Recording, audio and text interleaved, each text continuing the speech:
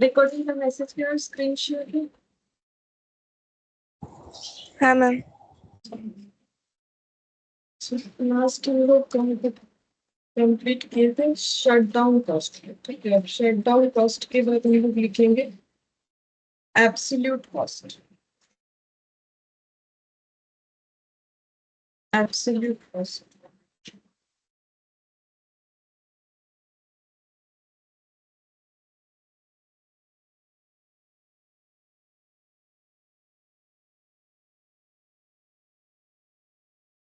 Good morning ma'am.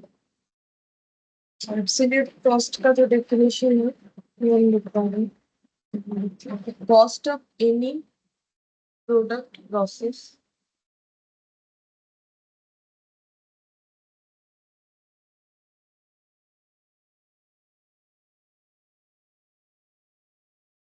Product process और unit in totality.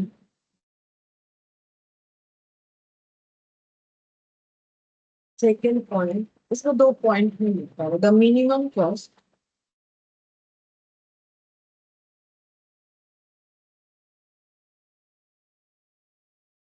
that an organization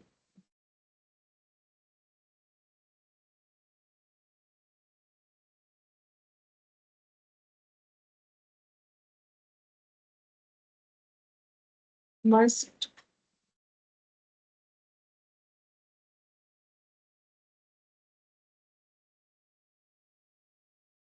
bear to remain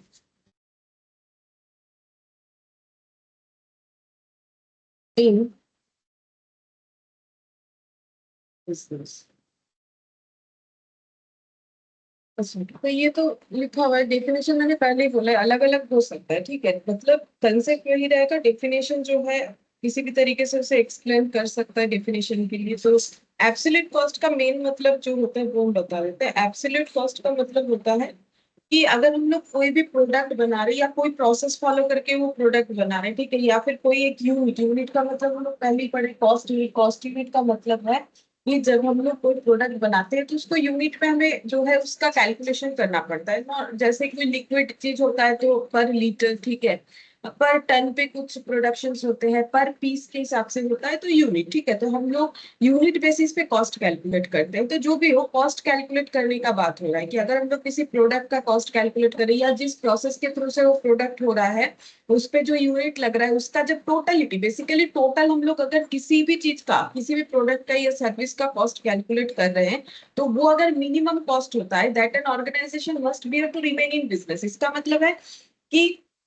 हमें अपने resources का बहुत अच्छे तरीके से यूटिलाइजेशन करना है। ठीक है, मतलब हम लोग कितने कम रिसोर्स में, कितने कम कॉस्ट में हम लोग जो है ये प्रोडक्ट बना के या ये सर्विस प्रोवाइड कर पा रहे हैं कंपटीशन में टिकने के लिए। ठीक है, तो इसी को बोला जाता है एब्सोल्यूट। मतलब बेसिकली एब्सोल्यूट कॉस्ट उस ऑर्गेनाइजेशन के लिए जो है मतलब डिफाइन किया जाता है, जो ऑर्गेनाइजेशन या कंपनी जो भी बोलो या कोई कंट्री बोल लेते हैं, कि अगर कोई कंट्री भी अगर बहुत ही मिनिमम कॉस्ट में गुड्स या सर्विस प्रोवाइड करके दे रही है, जितने लोअर कॉस्ट में वो करके दे सकती है कंपैरिजन टू अदर। ठीक है, जैसे एग्जांपल के तौर पे अगर बोले, ऐसा हम लोग बोल सकते हैं कि ये एक कंपनी है,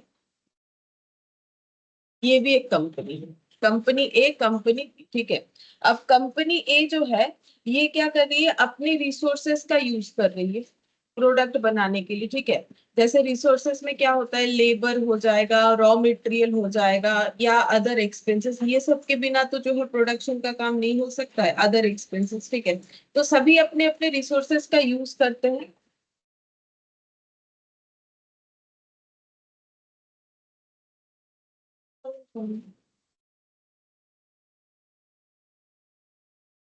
मॉर्निंग मैम। तो सभी अपने अपने रिसोर्सेस का यूज करते हैं, ठीक है, प्रोडक्शन के काम के लिए। अब इन दोनों में से जो कंपनी, ठीक है, फीवर रिसोर्सेस को यूज करके और कम कॉस्ट में, ठीक है, जो भी कंपनी फीवर रिसोर्सेस को यूज करके, ठीक है, फीवर रिसोर्सेस को यूज करेगा, या फिर बोल सकते और एट लोअर कॉस्ट,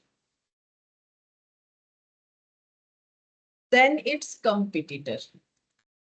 ये दोनों एक ही प्रोडक्ट अगर बेचते हैं तो एक दूसरे के कंपिटिटर थे, ठीक है। तो क्या करना है, यहाँ पर लिख देते प्रोड्यूस गुड्स और सर्विस, ठीक है।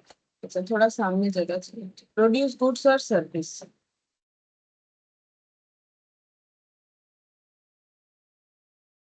प्रोड्यूस गुड्स और सर्विसेज एट फीवर रिसोर्सेज और at lower cost than its competitor. तो वो जितने फीवर कॉस्ट में अपने प्रोडक्ट को या सर्विस को रेडी करके सेल कर पाएगा, वही फीवर कॉस्ट उसका एब्सोल्यूट कॉस्ट हो जाएगा। अब ये दोनों में जो फीवर कॉस्ट में उसे बना सकता है, ठीक है, तो इसको बोला जाता है एब्सोल्यूट कॉस्ट। तो बेसिकली अगर कंपटीशन में टिकना है तो अपने कंपटीटर से क्या करना पड़ेगा, सस्ते में देना पड़ेगा। लेकिन सस्ते का मतलब ये नहीं होता है कि खराब क्वालिटी दे, ठीक है, तब नहीं चलेगा। सस्ता देने का मतलब ये नहीं कि मिनिमम कॉस्ट का मतलब सस्ता हो गया। अगर मेरा कॉस्ट मिनिमम होगा तो ही ना हम सस्ते में बेच पाएंगे। अगर मेरा कॉस्ट ज्यादा हो जाएगा, फिर प्रॉफिट लगाने के बाद सेलिंग प्राइस जो है मेरा मार्केट प्राइस में हो सकता है, या फिर हो सकता है, देखो मार्केट प्राइस से ज्यादा में तो बेच भी नहीं सकते। किसी एक दो को बेच देंगे वो अलग बात है। मार्केट प्राइस से ज्यादा में कभी कोई अपना प्रोडक्ट लॉन्ग रन में नहीं सेल कर सकता, ठीक है।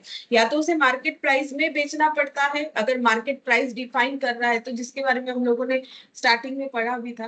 तो एक तो मार्केट प्राइस डिफाइन करता है, और कभी कभी ये भी हो सकता है कि जो सेलर है वो खुद प्राइस डिफाइन कर रहा है। ऐसा हो सकता है जैसे टेलर वगैरह का जो काम है, ठीक है, तो टेलर अपना प्राइस जो है खुद, उसका भी मार्केट होता है आजकल। आजकल हर चीज का मार्केट हो गया, क्योंकि कोई एक इंसान एक चीज नहीं बना रहा है, ऐसा बहुत कम है। मोनोपोली वाला काम बहुत कम होता है, ठीक है। तो मार्केट ही हमेशा प्राइस डिसाइड करता है, तो हमें विद इन मार्केट ही चलना होता है। तो उसमें भी अगर कोई लार्ज क्वांटिटी में प्रोड्यूस कर पा रहा है, मिनिमम कॉस्ट में प्रोड्यूस कर पा रहा है, ठीक है, तो फिर उसके लिए जो कॉस्ट एप्लीकेबल हो रहा है उस प्रोडक्ट या सर्विस को प्रोड्यूस करते हुए अपने कंपटीटर से भी अगर कम में करके देगा तो वो उसके लिए एब्सोल्यूट कॉस्ट कहलाएगा, ठीक है। तो ये हो गया एब्सोल्यूट कॉस्ट कहलाएगा। नेक्स्ट हम लोग लिखेंगे engineered cost.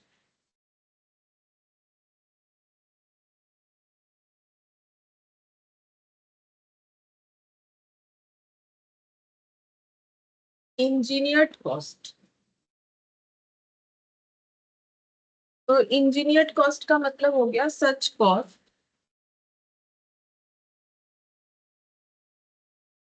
that result from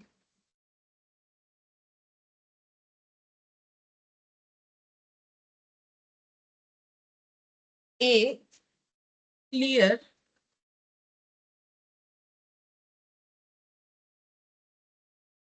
cause and effect relationship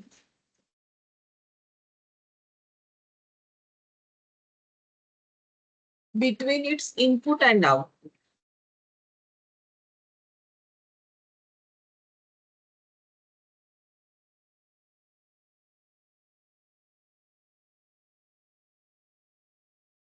Example,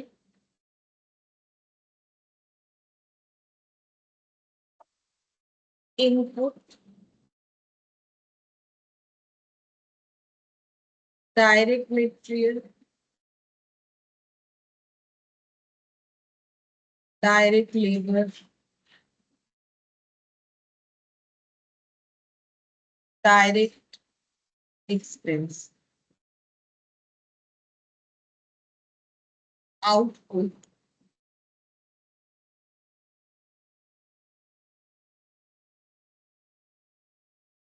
car, mobile,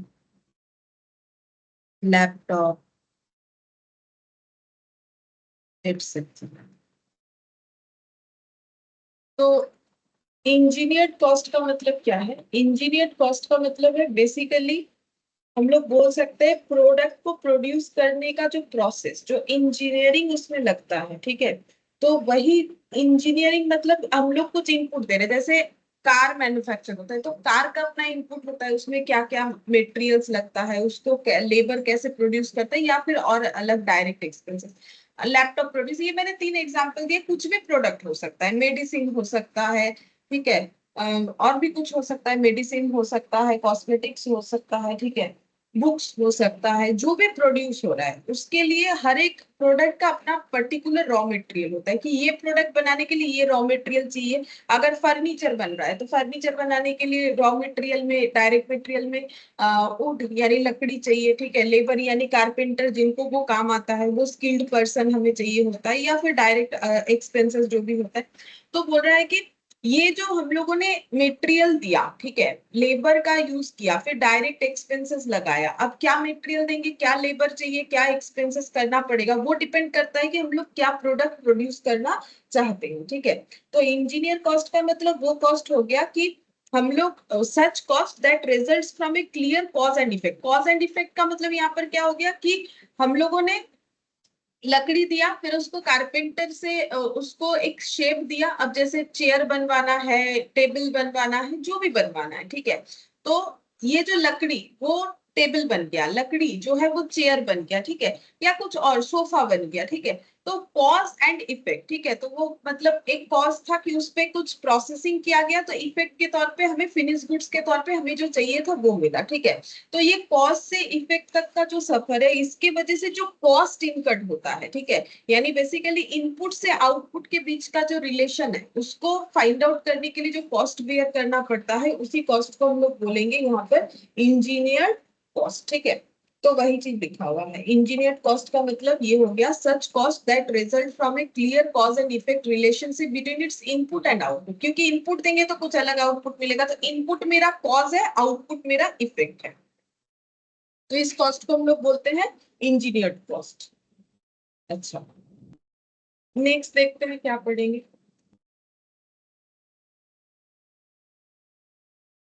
normal cost.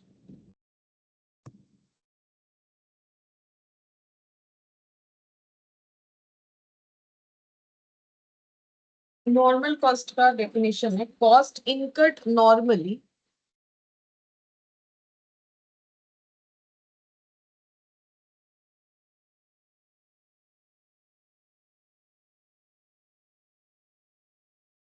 at a given level of output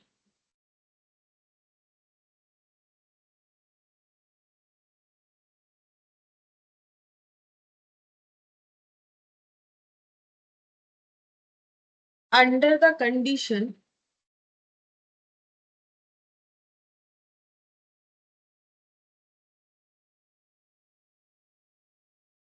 in which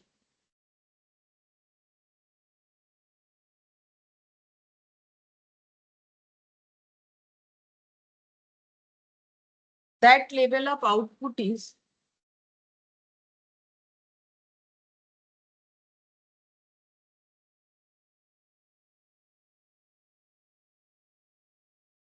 normally attained.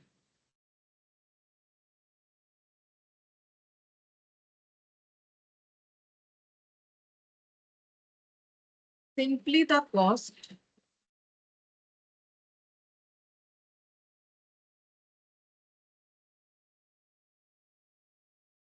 incurred under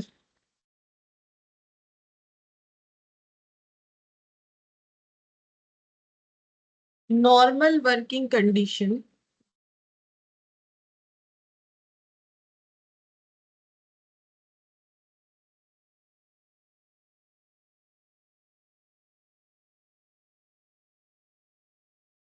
conditions for a level of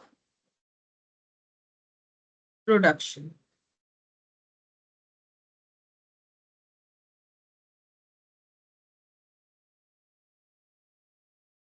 तो example भी दे देंगे। तो पहले normal cost का मतलब क्या था हम ऐसे बता रहे थे, फिर ये वाला पढ़ के भी बता देंगे। तो नॉर्मल कॉस्ट का मतलब है बेसिकली जो कॉस्ट हमें इनकट करना ही पड़ेगा अगर हम लोग कुछ प्रोडक्ट प्रोड्यूस करना चाहते हैं, या फिर हमें अगर किसी तरीके का सर्विस प्रोड्यूस करना है, ठीक है। नॉर्मल मतलब ये काम करने के लिए इतना तो खर्चा होता ही है, ठीक है, इसको हम लोग बोलते हैं नॉर्मल कॉस्ट। तो cost incurred normally at a given level of output, कि मुझे 1000 यूनिट ये बनाना है, मुझे 5 पीस चेयर बनाना है, तो 5 पीस चेयर बनाने का ये खर्चा होगा ही होगा, ठीक है।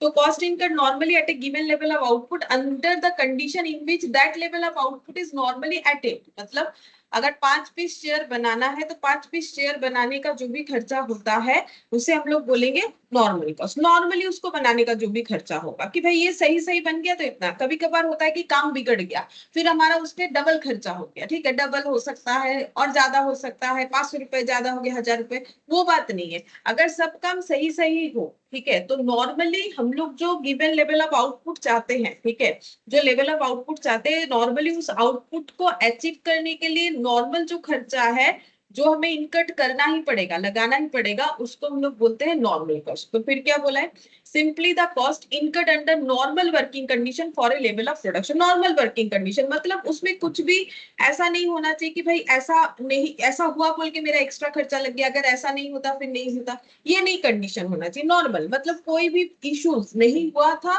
और हम लोगों ने जितना प्रोडक्शन करना चाहा उतना कर लिया, ठीक है, तो उसको हम लोग बोलेंगे नॉर्मल कॉस्ट, ठीक है। अच्छा, अब नॉर्मल कॉस्ट का एग्जांपल हम लोग कुछ भी दे सकते हैं। जैसे कि कंपनी ने सोचा कि फर्नीचर मैन्युफैक्चर करना है, उसके लिए खर्चा होगा सपोज कि डायरेक्ट लेबर का 10,000 रुपए, और सच में अगर 10,000 रुपए ही खर्चा हुआ, ठीक है, तो वो हम लोग का क्या हो जाएगा, नॉर्मल कॉस्ट हो जाएगा, ठीक है। तो यहाँ पर लिख देते हैं एग्जाम्पल में, cost of packing of the product. ठीक है, हमारा जो प्रोडक्ट बना है उसको पैक करना पड़ेगा, तो पैक करने का एक खर्चा होगा, ठीक है, जो कि डिलीवरी एक्सपेंसेस के नाम पे जाना जा सकता है। तो ये जो पैकिंग का खर्चा, ये नॉर्मल कॉस्ट है। भाई प्रोडक्ट बना है तो उसे पैक करना पड़ेगा, ठीक है, अगर बिना पैक के हम लोग उसे बेच नहीं सकते हैं, तो फिर पैक अगर करना पड़ेगा तो उसका जो कॉस्ट है वो नॉर्मल कॉस्ट है, ठीक है। अच्छा, अब नेक्स्ट लिखेंगे abnormal cost.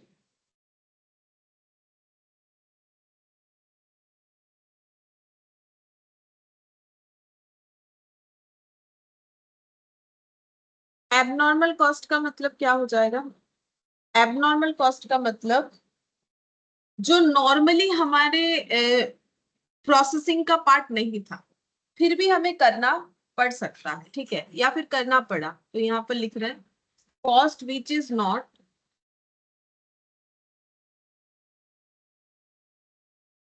Normally incurred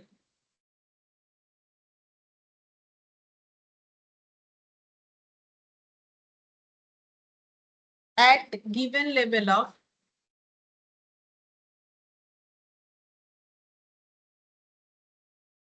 output in the condition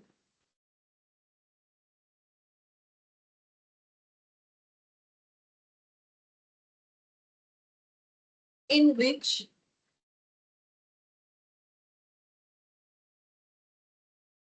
that level of output is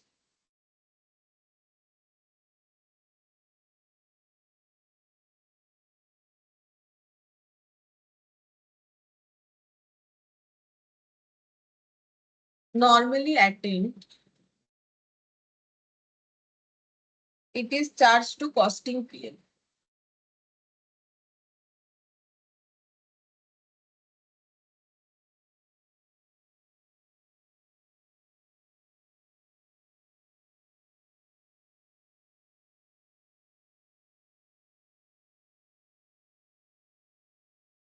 costing profit and loss account example,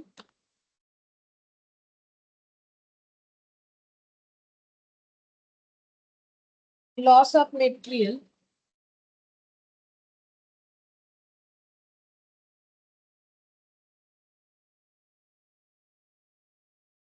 due to stolen.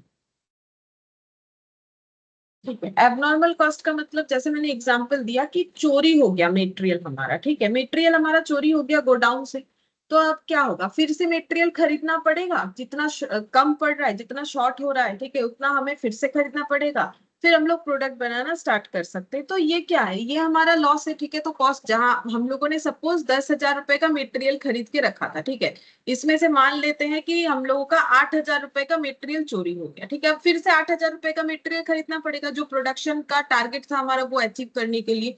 तो ये क्या हो गया, ये एबनॉर्मल कॉस्ट हो गया। अब ये दोनों में क्या होता है, नॉर्मल और एबनॉर्मल कॉस्ट में क्या होता है, ये जो मेरा लॉस बना ये हम प्रोडक्ट के कॉस्ट में चार्ज नहीं कर सकते। मतलब चार्ज नहीं कर सकते इन द सेंस कि मैंने सोचा था इससे हम लोग ये जो इतने रुपए का रॉ मटेरियल है, हम सिर्फ रॉ मटेरियल पे एग्जांपल दे रहे हैं, इस पे मैंने सोचा था कि 10,000 रुपए का जो रॉ मटेरियल लगेगा इससे मेरा 1,000 यूनिट प्रोडक्शन हो जाएगा, प्रोडक्ट जो हम प्रोड्यूस करना चाहते हैं। मतलब एक एक यूनिट प्रोडक्ट पाने के लिए मुझे 10 रुपए का रॉ मटेरियल का खर्चा करना पड़ेगा, ठीक है।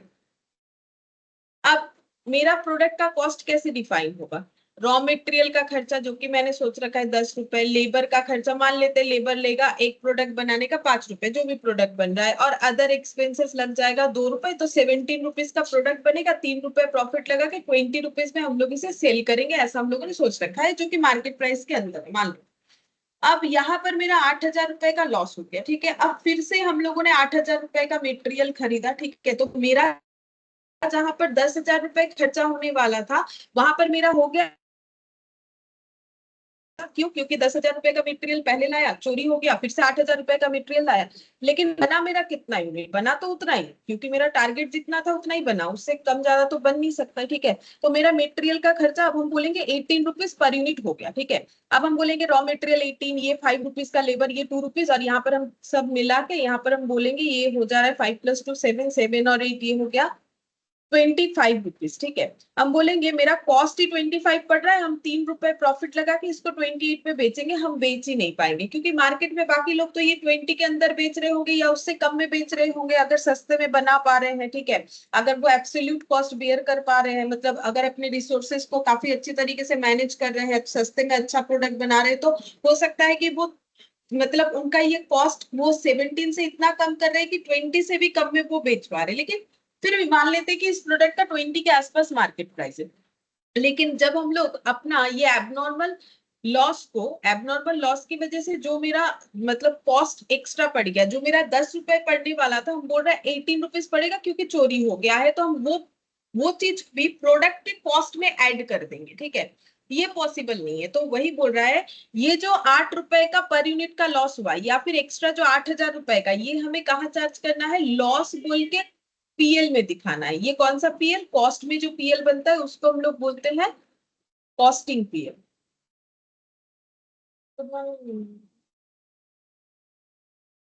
Good morning ma'am. इसको हम लोग कॉस्टिंग पीएल बोलते हैं, ठीक है। तो यहाँ पर वही समझा रहा है कि ये हम लोग प्रोडक्ट के कॉस्ट में चार्ज नहीं कर सकते। आज मेरे दुकान में चोरी हो गया, तो जो प्रोडक्ट हम 10 रुपए करके बेच रहे थे, कल एक शैम्पू का पाउच 10 रुपए का बिक रहा था, आज मेरे दुकान में चोरी हो गया, हम बोलेंगे नहीं इसी का हम 12 रुपए लेंगे, ऐसा थोड़ी होता है। हम लोग अपना इस तरीके का लॉस जो एबनॉर्मल लॉस है, ठीक है, एबनॉर्मल लॉस का मतलब जो प्रोडक्शन का पार्ट था ही नहीं बट हो गया, अब हो सकता है चोरी हो सकता है, या फिर कुछ और जैसे लेबर से मेटेरियल ही गिर गया, ये हो सकता है, ठीक है। या फिर हमारा मशीन ब्रेक डाउन हो गया, तो बहुत टाइम का वेस्टेज हो गया, तो उसमें हमारा टारगेट अचीव नहीं हो पाया। तो इस तरीके का एबनॉर्मल कंडीशंस जो भी होता है उसकी वजह से जितना भी कॉस्ट हमारा एक्स्ट्रा लगता है, उस कॉस्ट को हम लोग प्रोडक्ट में जोड़ जोड़ के कस्टमर से रिकवर नहीं कर सकते। प्रोडक्ट में जोड़ने का मतलब ही हो गया कस्टमर से रिकवर करना, वो नहीं कर सकते हैं, ठीक है। क्योंकि वो करने जाएंगे तो कस्टमर कभी नहीं लेगा, अगर कोई गलती से एक बार ले भी लिया तो दोबारा नहीं लेगा, बोल देगा कि वहां मतलब बात जो है वो फैल जाएगा कि भाई वहां क्यों लेना, कि वो तो महंगा दे रहा है, इस तरीके से। तो वही बोल रहा है cost which is not normally incurred at given level of output. तो हम लोगों ने थोड़ी ना सोचा था कि 18,000 का मटेरियल खरीदने वाले हैं, ठीक है। तो वही बोल रहा है given level of output in the condition in which that level of output is normally attend. बोल रहा है कि हम लोगों ने सोचा था 1,000 यूनिट बनाएंगे, हमारा आउटपुट अटेन्ड कितना था, नॉर्मली 1,000 यूनिट। अब उस आउटपुट को पाने के लिए नॉर्मल कंडीशन में हम लोगों ने सोचा था 10,000 रुपए का खर्चा होगा, बट 8,000 एक्स्ट्रा हो गया। तो नॉट नॉर्मली जो कॉस्ट है वो 8,000 जो एक्स्ट्रा वाला है, ठीक है। तो इसको हमें कहाँ चार्ज करना चाहिए, कॉस्टिंग पीएल। मतलब इसका लॉस मान लो और इसे डाइजेस्ट कर लो, मतलब बिजनेस का लॉस है, इसको हम लोग कस्टमर से रिकवर नहीं कर सकते इस तरीके से कि हम लोग बोलेंगे फिर 18 रुपीज पर यूनिट करके मेरा मटेरियल बन गया।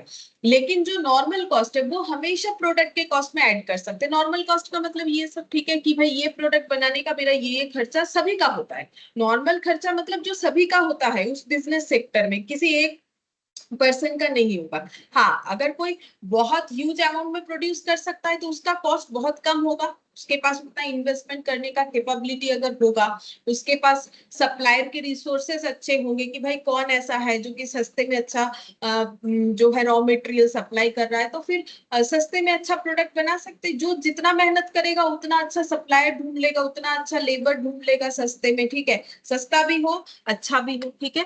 तो नॉर्मल कॉस्ट हम लोग प्रोडक्ट के कॉस्ट में ऐड कर सकते हैं। ये सब चीज जो है प्रोसेस कॉस्टिंग चैप्टर में भी काम आएगा, तो ये हमें हमेशा याद रखना चाहिए, ठीक है। अकाउंट्स में भी ये चीज बहुत काम आता है।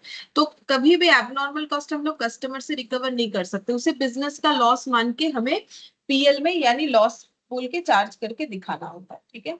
लेकिन नॉर्मल कॉस्ट हम लोग कस्टमर से रिकवर करेंगे तो प्रोडक्ट के कॉस्टिंग में उसे ऐड कर दिया जाता है।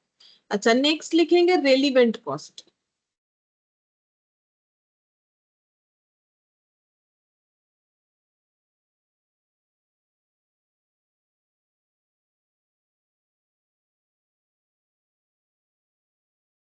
Relevant cost is any cost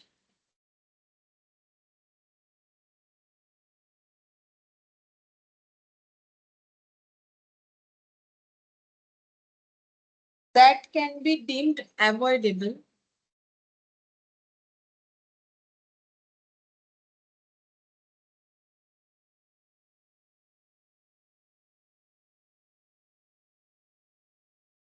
only when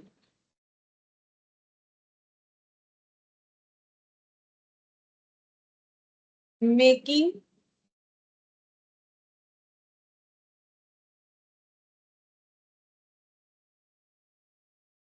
specific business decision.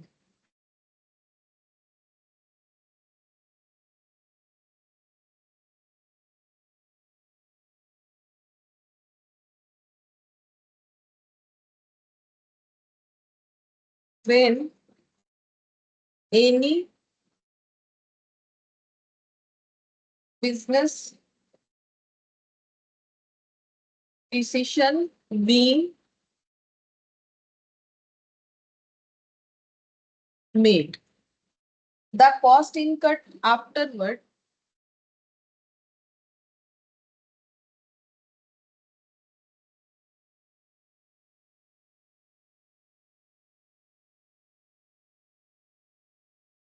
are relevant cost.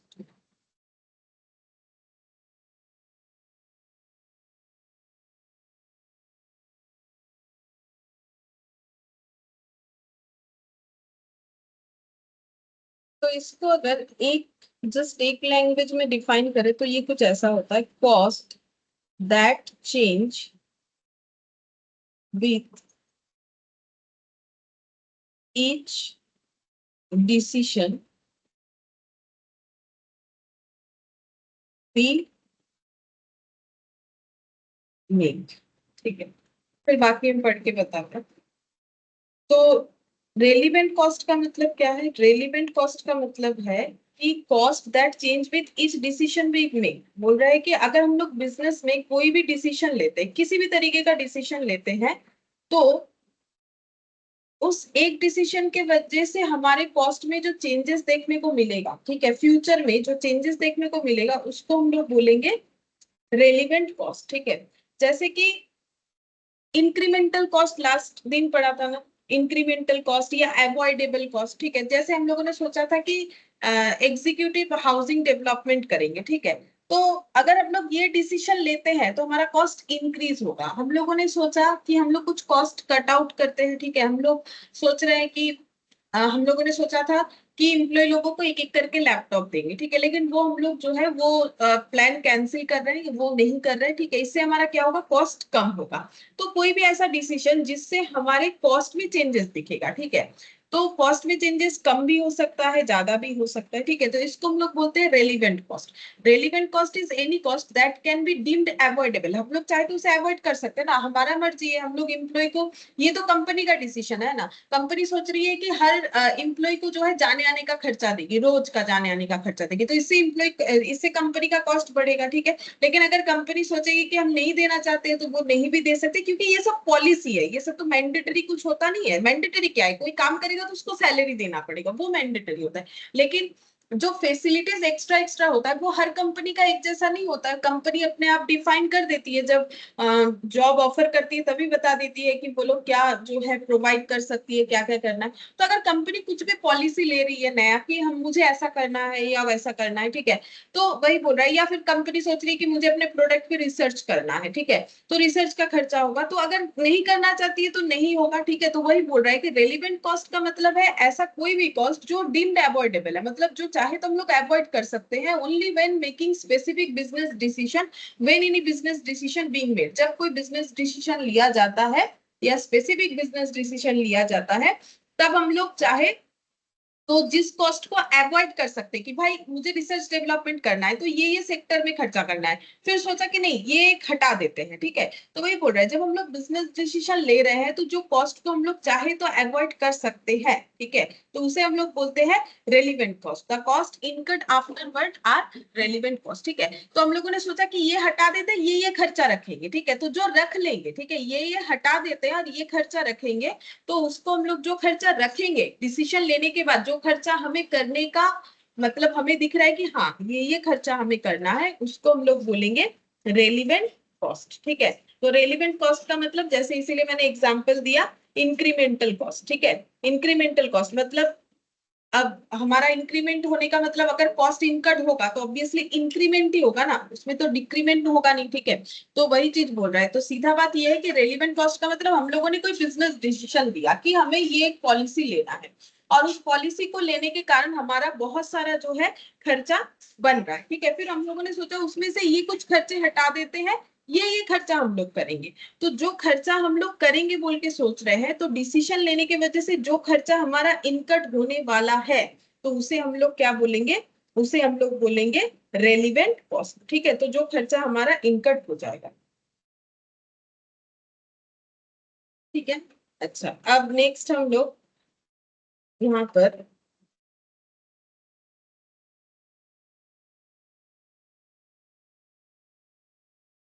जैसे एग्जाम्पल एक दे दो यहाँ पर। जैसे रेलिवेंट कॉस्ट का एग्जाम्पल हम बोल सकते हैं अवॉइडेबल फिक्स्ड कॉस्ट। ऐसा fixed cost, normally fixed cost avoidable नहीं होता है, लेकिन डिसीजन के अकॉर्डिंग हो सकता है। जैसे कि एग्जाम्पल के तौर पे rent, salaries, utilities,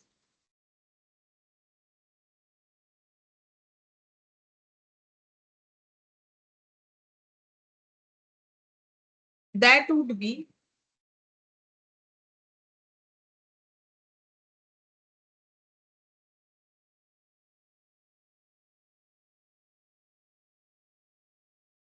eliminated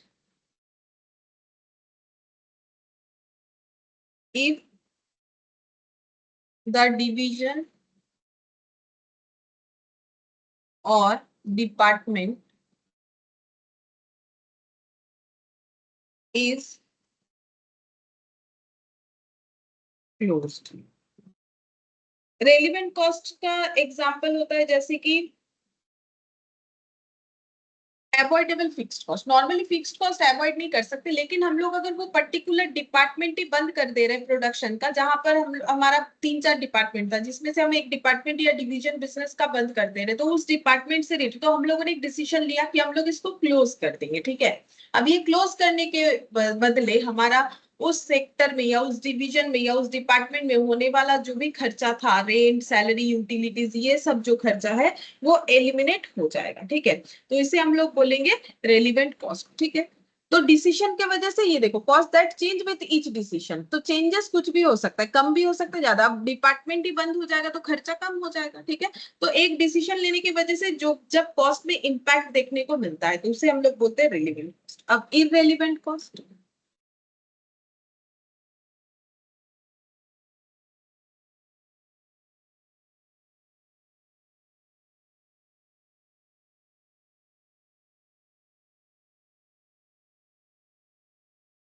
irrelevant cost, irrelevant cost का मतलब हो जाएगा it is any cost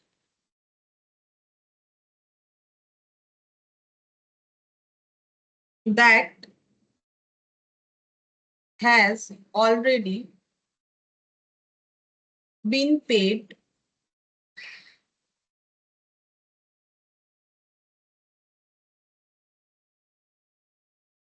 or accounted for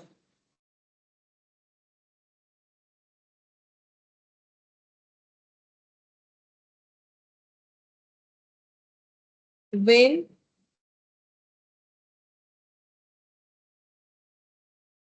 making a business decision.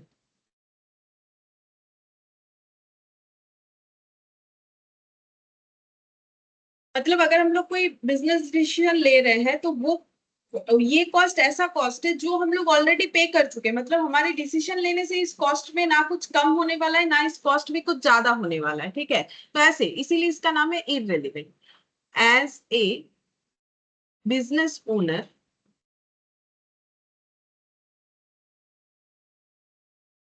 there is always a priority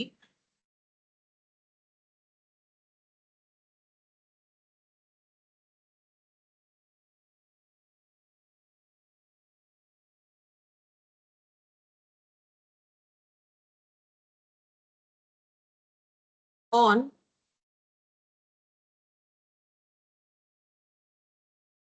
reducing business expense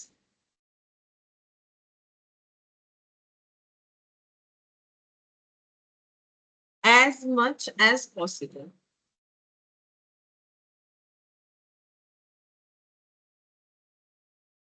It cannot be avoided.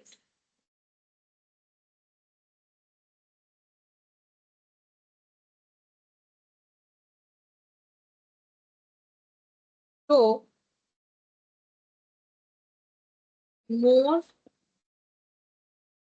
attention is placed on relevant cost.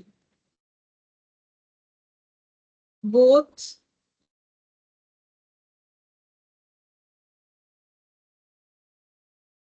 the relevant and irrelevant cost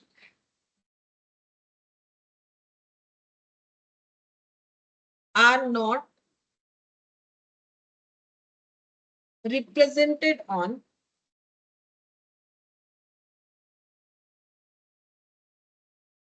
a company's cash flow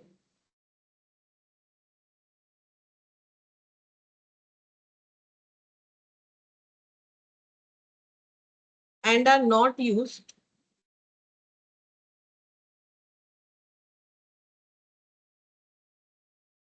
for accounting purpose.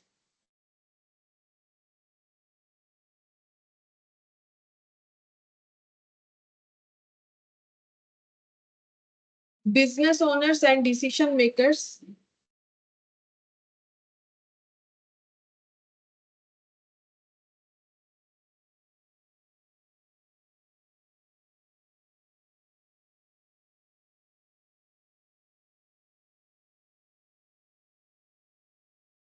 like to reflect on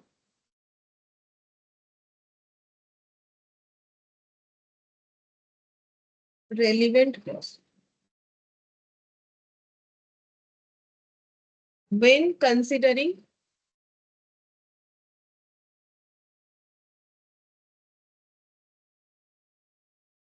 pending important decision.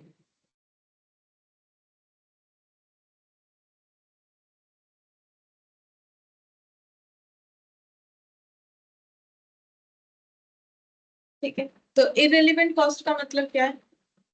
It is any cost that has already been paid और accounted for, मतलब जो खर्चा हम लोग कर चुके हैं, मतलब बेसिकली हिस्टोरिकल कॉस्ट बोल सकते हो, पास्ट कॉस्ट बोल सकते हो, ठीक है। जब हम लोगों ने कोई बिजनेस डिसीजन लिया था तब वो कॉस्ट हम लोग ऑलरेडी इनकट कर चुके थे, तो जो पैसा चला गया वो चला गया, लाइक संक कॉस्ट, ठीक है। हम लोगों ने जैसे एग्जांपल लिया था लास्ट क्लास संक कॉस्ट का कि हम लोगों ने एक सॉफ्टवेयर इंस्टॉल करवाए, तो इन्वेस्टमेंट हो गया, तो वो खर्चा हमारा हो चुका, ठीक है। अब as a business owner there is always a priority on reducing business expenses as much as possible। तो obviously हर एक बिजनेस ऑर्गेनाइजेशन या बिजनेसमैन जो भी बोलो, वो क्या चाहता है कि अपना कॉस्ट जो है वो हमेशा जो है रिड्यूस कर पाए जितना पॉसिबल है। It can't be avoided, so more attention is placed on relevant cost. But cost तो कम करने का मन सभी को होता है, लेकिन जो खर्चा कर चुके हैं अब उसको कम या ज्यादा कैसे करें? ना तो उसको कम कर सकते, ना तो उसको ज्यादा। जो खर्चा हो गया सो हो गया। तो फिर अगर हम लोग जब कोई काम करने जाएंगे, नया काम मतलब जो भी कभी नया डिसीजन लेने जाएंगे, तो उससे पहले क्या खर्चा कर दिया उससे हमें कोई मतलब नहीं होना चाहिए, क्योंकि वो हमारे डिसीजन को इम्पैक्ट कर नहीं सकता है, ठीक है।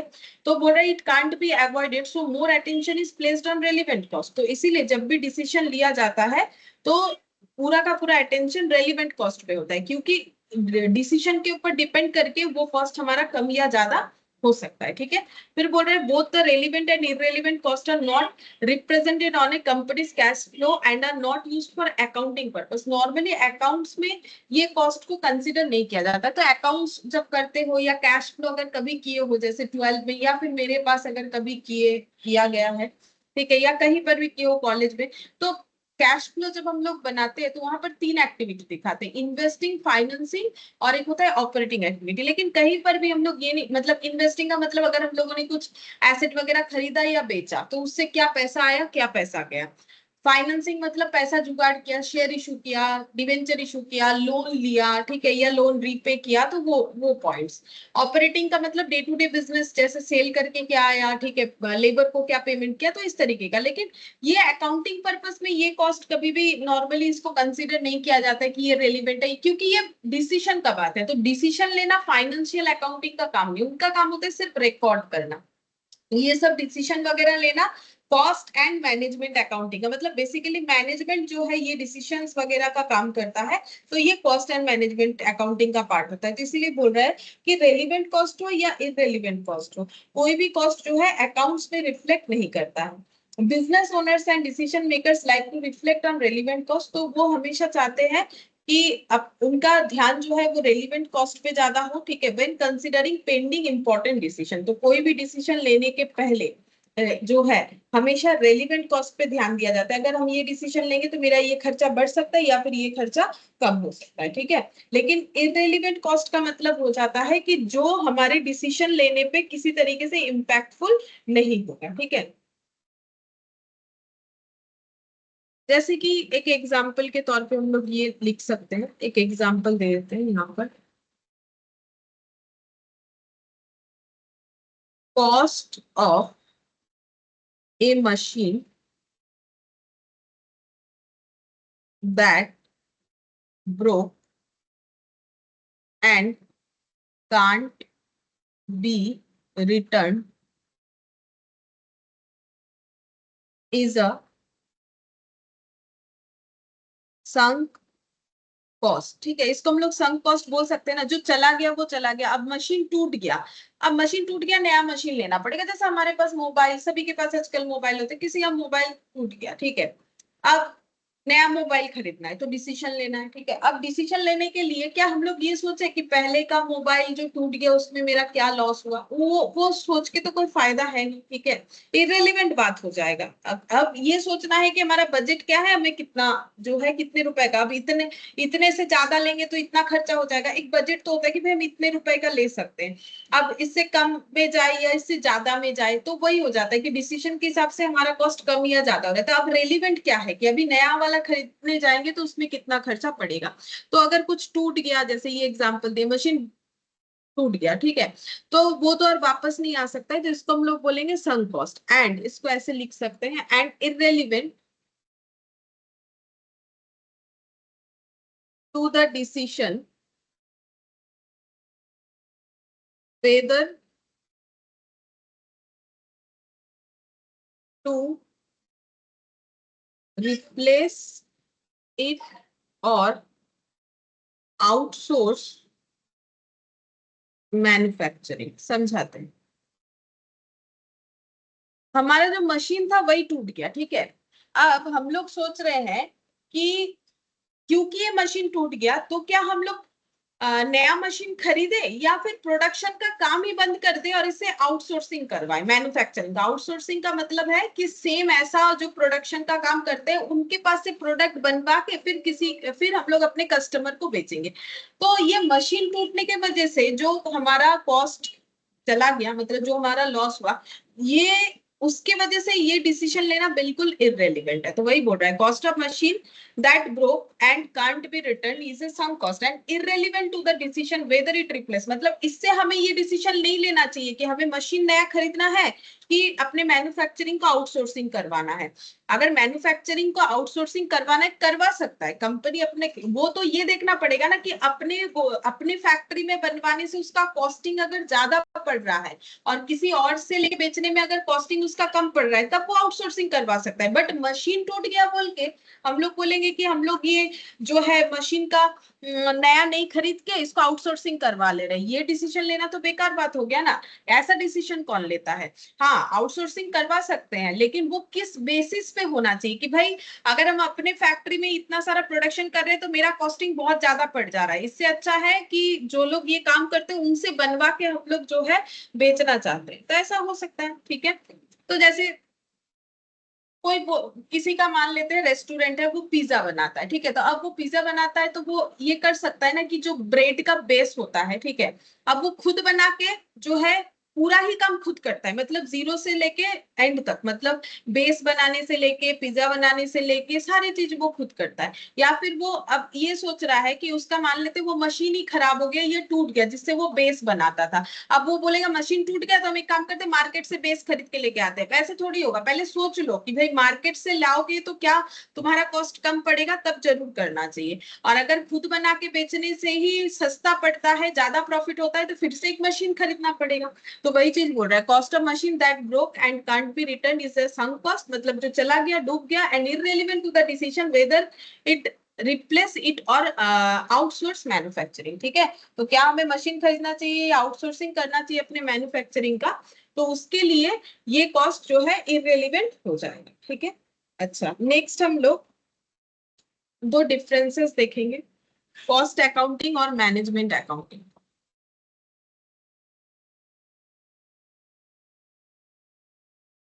कॉस्ट अकाउंटिंग, इधर लिखते हैं मैनेजमेंट अकाउंट।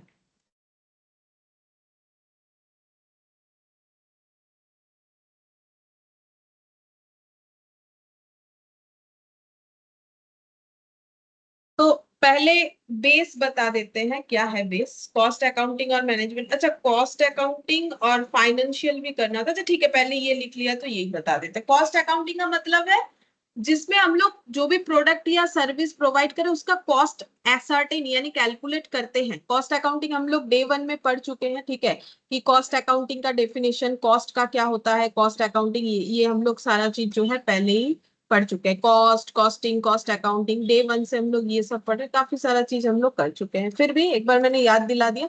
कॉस्ट अकाउंटिंग का मतलब कॉस्ट को रिकॉर्ड करने के लिए जो अकाउंटिंग फॉलो, अकाउंटिंग का मतलब रिकॉर्डिंग, बेसिकली जो भी प्रोडक्ट या सर्विस प्रोवाइड कर रहे हैं उसको प्रोड्यूस करने में हमारा जो भी खर्चा लगता है, ठीक है, लागत, उसी को कॉस्ट बोलते हैं। ठीक है, तो कॉस्ट अकाउंटिंग का मतलब हो गया कि कॉस्ट को रिकॉर्ड करना। मैनेजमेंट अकाउंटिंग का काम होता है जो कि डिसीजन लेते हैं, जो लोग डिसीजन का काम करते हैं उनके रिकॉर्डिंग को हम लोग बोलते हैं मैनेजमेंट अकाउंटिंग। तो अभी लिखेंगे तो समझ में आ जाएगा, कॉस्ट अकाउंटिंग में लिखेंगे records only quantitative aspect, quantitative aspect, यहाँ पर लिखेंगे रिकॉर्ड्स बोथ क्वांटिटेटिव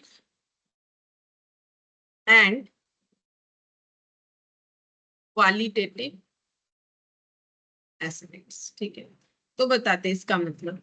सबसे पहले क्वांटिटेटिव और क्वालिटेटिव का मतलब, जैसे कोई रॉ मटेरियल खरीदा गया, जो भी प्रोडक्ट हम लोग प्रोड्यूस करना चाहते हैं, ठीक है, जैसे कि हम लोगों ने जो है हमारा शर्ट मैन्युफैक्चरिंग कंपनी है तो हम लोगों ने कपड़ा खरीदा, ठीक है, तब कितना कपड़ा खरीदा, कितने रुपए करके खरीदा, ठीक है। तो ये सब हो जाता है क्वांटिटी की, कितना मीटर कपड़ा खरीदा गया, एट कितना रुपए पर मीटर करके खरीदा गया, ये हो गया क्वांटिटी। अब कितना अच्छा क्वालिटी का था या मीडियम क्वालिटी का था या फिर ठीक ठाक था, ठीक है, या फिर बहुत ही अच्छा क्वालिटी का था, तो ये जो हो गया क्वालिटेटिव एस्पेक्ट्स, ठीक है। तो क्वालिटी, तो मैनेजमेंट अकाउंटिंग क्या है, क्वांटिटेटिव एस्पेक्ट्स को भी रिकॉर्ड करेगा, क्वालिटेटिव को भी रिकॉर्ड करेगा। बट कॉस्ट अकाउंटिंग जो होता है वहां पर सिर्फ क्वांटिटेटिव एस्पेक्ट का रिकॉर्डिंग होता है, क्वालिटेटिव एस्पेक्ट्स का रिकॉर्डिंग नहीं किया जाता है, ठीक है। तो यहाँ पर हो गया मैनेजमेंट अकाउंटिंग दो तरीके के एस्पेक्ट्स में रिकॉर्ड होता है, ये एक ही तरीके के, ये सिर्फ क्वांटिटी को रिकॉर्ड करता है। फिर यहाँ पर लिखेंगे records cost of producing and manufacturing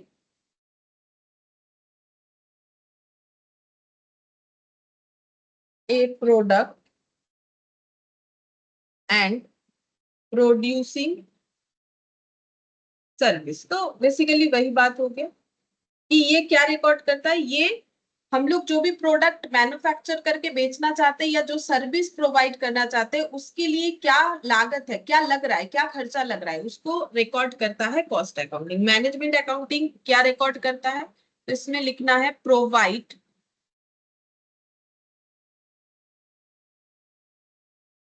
provide लिखा है मैंने, provide information to the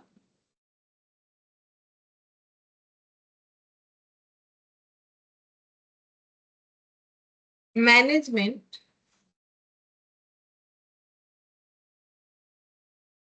for planning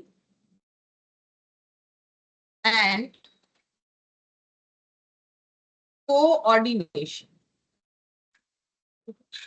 तो मैनेजमेंट अकाउंटिंग के पास जो भी क्वालिटेटिव इंफॉर्मेशन होता है ना, उससे मैनेजमेंट अकाउंटिंग क्या कर सकता है ना, मतलब जो भी अकाउंटिंग संभालते हैं वो क्या कर सकते हैं, बेसिकली मैनेजमेंट जो काम करता है तो वो क्या करते हैं, इंफॉर्मेशन प्रोवाइड कर सकते हैं कि आगे का प्लान क्या होना चाहिए। जैसे कि मैंने एग्जांपल दिया कि कैसे क्वालिटी का कपड़ा लिया गया, तो क्या आगे हम लोग उसी सप्लायर से ले या ना ले, क्या हमें अपना डिसीजन चेंज करना चाहिए। और कोऑर्डिनेशन, तो कोऑर्डिनेशन होना चाहिए तभी एक ऑर्गेनाइजेशन अच्छा चलता है, चाहे वो छोटा ऑर्गेनाइजेशन हो चाहे वो बड़ा ऑर्गेनाइजेशन हो। तो एकदम लोअर लेवल से लेकर अपर लेवल तक सभी के अंदर अगर कोऑर्डिनेशन अच्छा नहीं होगा तो फिर किसी भी तरीके का काम को एग्जीक्यूट करना आसान नहीं होता है, वो काम बिगड़ ही जाता है, ठीक है। तो कोऑर्डिनेशन बहुत जरूरी है। तो बोल रहा है कि मैनेजमेंट अकाउंटिंग जो है वो क्योंकि क्वालिटेटिव एस्पेक्ट्स में भी डेटा रिकॉर्ड करता है, तो उसके पास इंफॉर्मेशन प्रोवाइड करने के लिए, मतलब वो इंफॉर्मेशन प्रोवाइड कर सकता है, ठीक है, मैनेजमेंट को, किस बात के लिए कि भाई ये प्लानिंग करना चाहिए, या फिर उनके प्रोवाइड किए गए इंफॉर्मेशन से मैनेजमेंट क्या कर सकता है, अपना सही प्लानिंग कर सकता है और कोऑर्डिनेशन के साथ चल सकता है, जो कि बहुत जरूरी है एक ऑर्गेनाइजेशन को रन करवाने के लिए। फिर नेक्स्ट यहाँ पर लिखेंगे रिकॉर्ड, नहीं इसमें लिखो रिकॉर्ड नहीं लिखते, deals, deals with cost एसर्टिंग।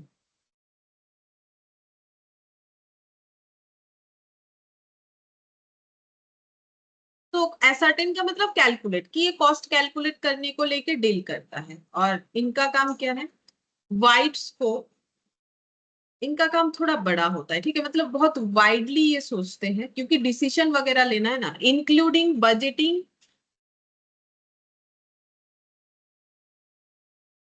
Tax planning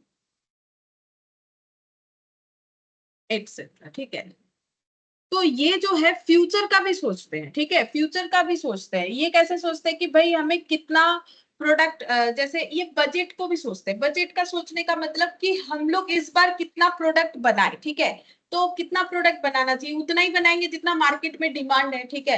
तो ये लोग बजट के बारे में ये सोचते हैं कि कितने क्वांटिटी में हमें प्रोडक्शन करना चाहिए, ठीक है। अब अगर इतना क्वांटिटी में प्रोडक्शन करना है तो हमें कितना जो है मटेरियल वगैरह लेना पड़ेगा, कि कैसी क्वालिटी का लेना पड़ेगा, हमारी इस डिसीजन पे टैक्स पे क्या इम्पैक्ट आएगा, तो ये सारी चीजों को ये लोग सोचते हैं। बट कॉस्ट अकाउंटिंग वाले क्या करते हैं, सिर्फ जो है कॉस्ट को रिकॉर्ड करेंगे, ठीक है, मतलब पर्टिकुलर इनका ये काम होता है। फिर यहाँ पर लिखेंगे use both past and present figure. और इनका हो जाएगा फोकस्ड विथ प्रोजेक्शन फिगर्स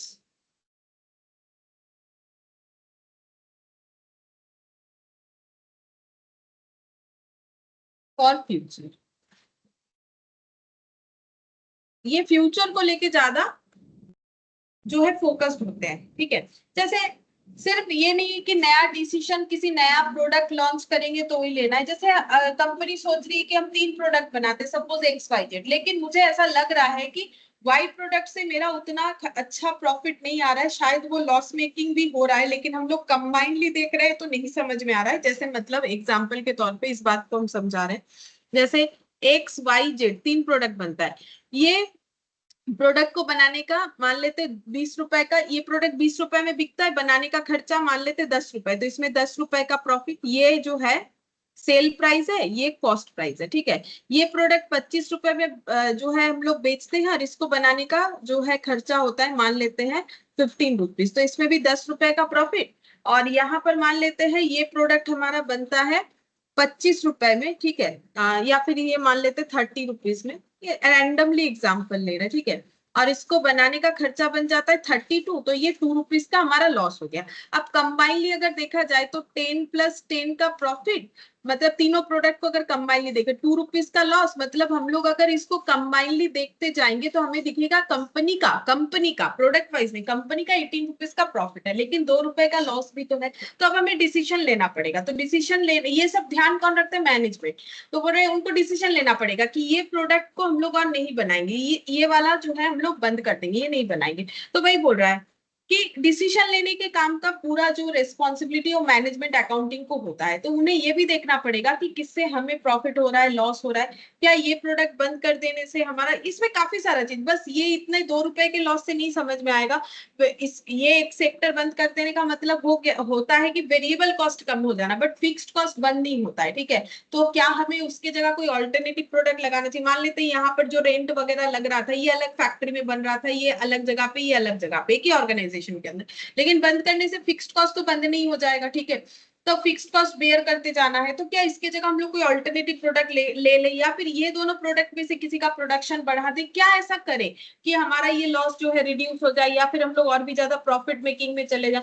तो वही कि हम लोगों को अपना कोई प्रोडक्ट बंद कर देना है, कोई डिपार्टमेंट बंद कर देना है, या नया कुछ एडिशन करना है, ठीक है। हमें क्या ये जेड प्रोडक्ट चाहिए, मान लो कि एक्स वाई जेड में जेड प्रोडक्ट हमें चाहिए, हमारे किसी एक प्रोडक्ट को बनाने में जेड प्रोडक्ट लगता है, लेकिन वो हमें चाहिए ही चाहिए, लेकिन वो खुद बना रहे तो हमारा लॉस हो रहा है। तो क्या हम लोग वो मार्केट से खरीद ले जो ऐसा सिमिलर प्रोडक्ट बनाता है, यानी इसको बोलते हैं बाइंग डिसीजन, ठीक है, या मेकिंग डिसीजन, खुद बना के बेचे या फिर किसी और से जो है ले ले, या आउटसोर्सिंग करवाए। तो इस तरीके का जितना भी डिसीजन है ना, वो मैनेजमेंट वाले लेते हैं, ठीक है। तो वही यहाँ पर मैनेजमेंट अकाउंटिंग का वही दिया हुआ है। अगर हम लोग लाइन बाय लाइन पढ़े तो क्वांटिटेटिव क्वालिटेटिव सारे एस्पेक्ट्स को रिकॉर्ड करते हैं, और इससे जो इंफॉर्मेशन जनरेट होता है वो डिसीजन लेने में, कोऑर्डिनेट होने में काम आता है, ठीक है। और फ्यूचर का बजट, टैक्स प्लानिंग में भी काम आता है। और ये जो मैनेजमेंट अकाउंटिंग है, ये हमेशा फ्यूचर की चीजों को जो है फ्यूचर की चीजों के ऊपर फोकस करके डिसीजन लेता है, ठीक है। और कॉस्ट अकाउंटिंग वाले जो है वो सिर्फ क्वांटिटी पे ध्यान देते हैं, वो कॉस्ट कैलकुलेट करते, जो प्रोडक्ट या सर्विस हम लोग प्रोड्यूस करना चाहते हैं उसका कॉस्ट कैलकुलेट करते हैं, और ये पास्ट और प्रेजेंट फिगर दोनों को लेके काम करते हैं, ठीक है। अच्छा, अब और एक चीज जो है डिफरेंस हम लोग पढ़ेंगे, financial accounting and cost account.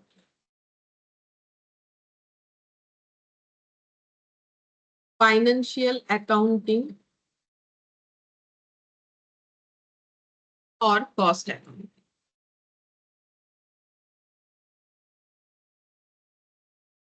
तो फाइनेंशियल अकाउंटिंग का मतलब जो अकाउंट्स नॉर्मली कॉमर्स में हम लोग 11 से पढ़ते हैं, वो अकाउंट्स जिस भी चीज में डील करता है वही फाइनेंशियल अकाउंटिंग। और कॉस्ट अकाउंटिंग भी आजकल 11 में होता है, काफी सारे बोर्ड में, जैसे बंगाल बोर्ड वगैरह में होता है। तो अगर किसी का था तो कॉस्ट अकाउंटिंग पढ़ा होगा, ठीक है। बाकी कॉलेज में तो पढ़ना ही पड़ता है, ठीक है।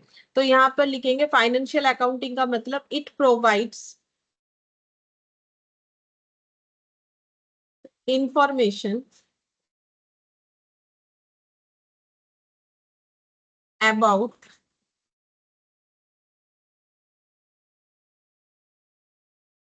Financial performance. फाइनेंशियल परफॉर्मेंस का मतलब बिजनेस करके प्रॉफिट हुआ कि लॉस हुआ, मतलब बेसिकली बोल सकते हैं जो हम लोग फाइनल अकाउंट्स बनाते हैं वही हमारे फाइनेंशियल परफॉर्मेंस को बताता है। फाइनल अकाउंट्स के अलावा भी बहुत सारा चीज बता सकता है, like cash flow statement, fund flow statement, ठीक है, वो भी अलग अलग तरीके से बिजनेस के फाइनेंशियल पोजीशंस को बताता है, रेशियो एनालिसिस बताता है, ठीक है।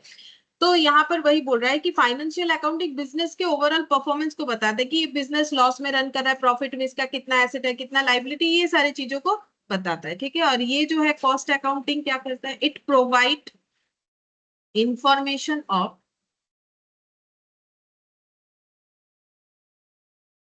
ascertainment of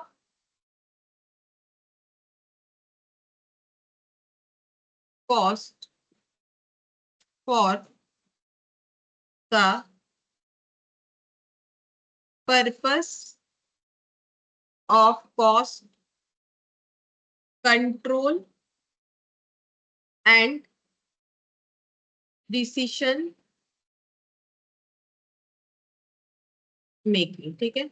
तो कॉस्ट अकाउंटिंग में क्या बोला, it provides information of ascertainment of cost. हम लोगों ने अपने प्रोडक्ट का या सर्विस का कॉस्ट कैसे कैलकुलेट किया उस बारे में अगर हमें इंफॉर्मेशन चाहिए तो हमें कॉस्ट अकाउंटिंग देखना पड़ेगा for the purpose of cost control.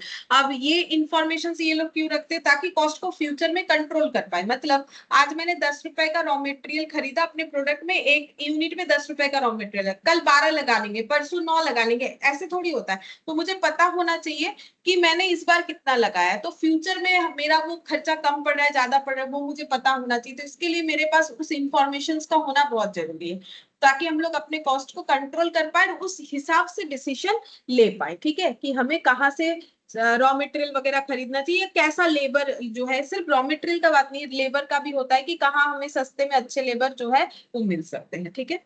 Overall cost and profit, ये जो है फाइनेंशियल अकाउंटिंग हमें क्या बताता है, ओवरऑल कॉस्ट एंड प्रॉफिट। मतलब फाइनेंशियल अकाउंटिंग हमें कॉस्ट भी बताएगा प्रॉफिट भी। जैसे तुम लोग ट्रेडिंग अकाउंट देख लो, ट्रेडिंग अकाउंट में जब लिखते हो to opening stock to purchase, तो परचेज मतलब हम लोगों ने जो स्टॉक परचेज किया बेचने के लिए, ठीक है, अब उसको बेचा, जैसे ऐसे लिखते हैं ना ट्रेडिंग में, टू परचेज बोल के हम लोगों ने लिख लिया कि हम लोगों ने 100 रुपए का स्टॉक खरीदा, फिर यहाँ पर लिख दिया बाई सेल्स बोल के, हम लोगों ने मान लेते हैं कि इसी स्टॉक को बेच दिया है 120 में, तो प्रॉफिट कितने का हुआ 20, जिसको हम लोग ग्रॉस प्रॉफिट बोल के दिखाते हैं।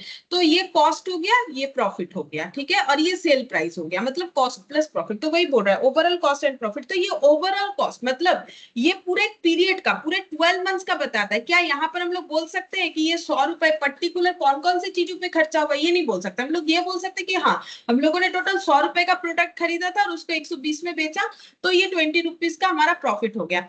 तो ये हमें ओवरऑल प्रॉफिट या लॉस बताता है, मतलब पूरे एक पीरियड का, बेसिकली एक साल का बताता है। लेकिन कॉस्ट अकाउंटिंग ऐसा नहीं है, ठीक है।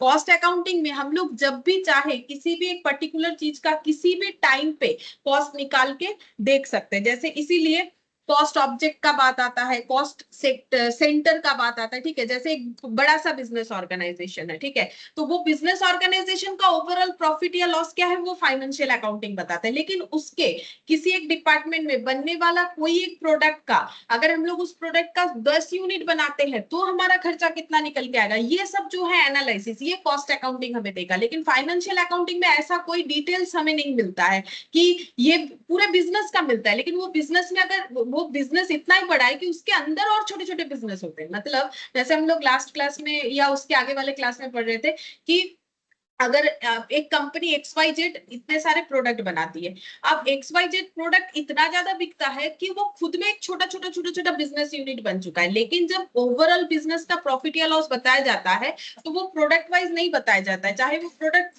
खुद ही अपने आप में एक एंटिटी क्यों ना हो, ओवरऑल एक डेटा तो हमें निकालना ही पड़ता है। तो फिर पर्टिकुलर एक एक डिपार्टमेंट या एक एक यूनिट का अगर हमें निकालना हो तो फिर हमें कौन हेल्प करता है, कॉस्ट अकाउंटिंग हेल्प करता है, ठीक है। तो यहां पर लिखेंगे डिटेल कॉस्ट एंड प्रॉफिट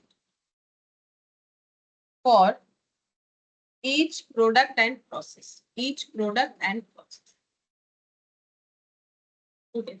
जैसे कोई एक प्रोडक्ट बनाने में 4 प्रोसेसिंग लगता है कि भाई यहाँ से हम लोगों ने एक इनपुट दिया, ठीक है, फिर एक जो आउटपुट आएगा वो बेचने लायक नहीं है, फिर उसको प्रोसेस करना पड़ेगा सपोज, ठीक है, फिर उससे आउटपुट आएगा, वो भी हमारा जो डिजायर्ड फिनिश्ड गुड्स है वो नहीं है, इतने सारे प्रोसेस के बाद जो आया वो हमारा फिनिश्ड गुड्स है, ये हम लोग बेचते हैं। अब फाइनेंशियल अकाउंटिंग क्या बोलेगा, ये बेच के हमारा कितना प्रॉफिट या लॉस हुआ वो बता देगा। लेकिन कॉस्ट अकाउंटिंग में क्या होता है, अगर पूछा जाए कि इस प्रोसेसिंग में कितना खर्चा हुआ वो पूरा बताएगा, इस प्रोसेसिंग में कितना हुआ वो भी बता देगा। लेकिन फाइनेंशियल अकाउंटिंग इस तरीके से डिटेल्स में नहीं बताएगा, ये सिर्फ बताएगा कि यहाँ पर आने तक का टोटल क्या खर्चा हुआ और यहाँ पर आने के बाद बेचने के बाद प्रॉफिट हुआ कि लॉस हुआ, ठीक है। तो इसी चीज को यहाँ पर डिफाइन किया गया, ओवरऑल कॉस्ट एंड प्रॉफिट, और इसको बोलते हैं detail cost and profit for each product and process, ठीक है। अच्छा, अब नेक्स्ट हम लोग यहाँ पर लिखेंगे expenses, sorry, emphasis on reporting.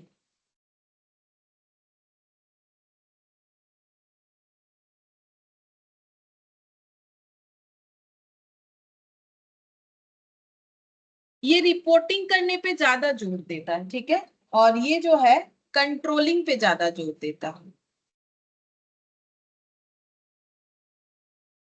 मतलब मेरा क्या कॉस्ट लग रहा है, क्या हम लोग उस कॉस्ट को कंट्रोल कर सकते हैं कि नहीं कर सकते हैं, मतलब कॉस्ट बढ़ना नहीं चाहिए, ठीक है। और रिड्यूस कर पाना तो एक बहुत ही करेक्टिव फंक्शन है, वो हम लोगों ने डे 1 में पढ़ा था, ठीक है। दो डिफरेंसेस आता भी है एग्जाम में, मैंने बोला कि कॉस्ट का रिडक्शन और कॉस्ट का कंट्रोल। रिडक्शन करने का मतलब वो बहुत ही मेहनत वाला काम होता है जो टॉप मैनेजमेंट के लोग कर सकते हैं कि भाई कॉस्ट को कैसे, उसके लिए बहुत ही स्किल्ड पर्सन का जरूरत होता है, कॉस्ट को कम करना कोई मामूली बात नहीं, हाँ। लेकिन कंट्रोल करना जो है वो जो है लोअर लेवल के एम्प्लॉय लोगों को दिया जाता है कि भाई इतने में ही बना के देना, इससे ज्यादा नहीं होना चाहिए। लेकिन इस चक्कर में कभी कभी क्वालिटी खराब हो जाता है, क्योंकि लोअर लेवल के एम्प्लॉय का ये सब बातों पे उतना ध्यान नहीं रहता, उनका दिमाग बस इतना चलता है कि भाई मुझे कम में करना है, बोला है मुझे कम में करके दिखाना है। तो इससे कभी कभी प्रोडक्ट क्वालिटी भी खराब होता है। इसलिए कंट्रोलिंग तो एक रूटीन वर्क जैसा होता है, लेकिन जो रिडक्शन है वो हमारा बहुत ही मेहनत वाला काम होता है, वो लॉन्ग टर्म अचीवमेंट होता है रिडक्शन करना। तो जो भी हो, कॉस्ट का काम नॉर्मली क्या है कि कॉस्ट को कंट्रोल करना, जबकि फाइनेंशियल अकाउंटिंग जो है वो रिपोर्टिंग बनाने में ज्यादा ध्यान देता है, मतलब बिजनेस करके प्रॉफिट हुआ कि लॉस हुआ, इन इन बातों पे ज्यादा ध्यान देगा और इन चीजों पे रिपोर्टिंग करेगा। फिर फोर्थ नंबर पॉइंट में लिखेंगे does not help in responsibility fixation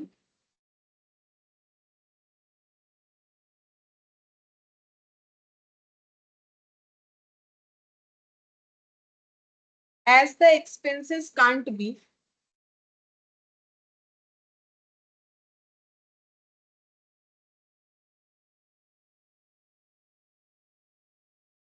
identified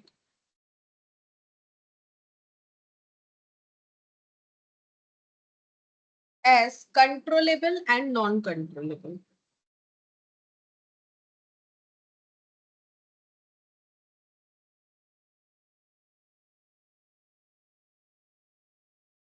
समझा देंगे। फोर्थ नंबर में इधर लिखेंगे helps in responsibility fixation, helps in responsibility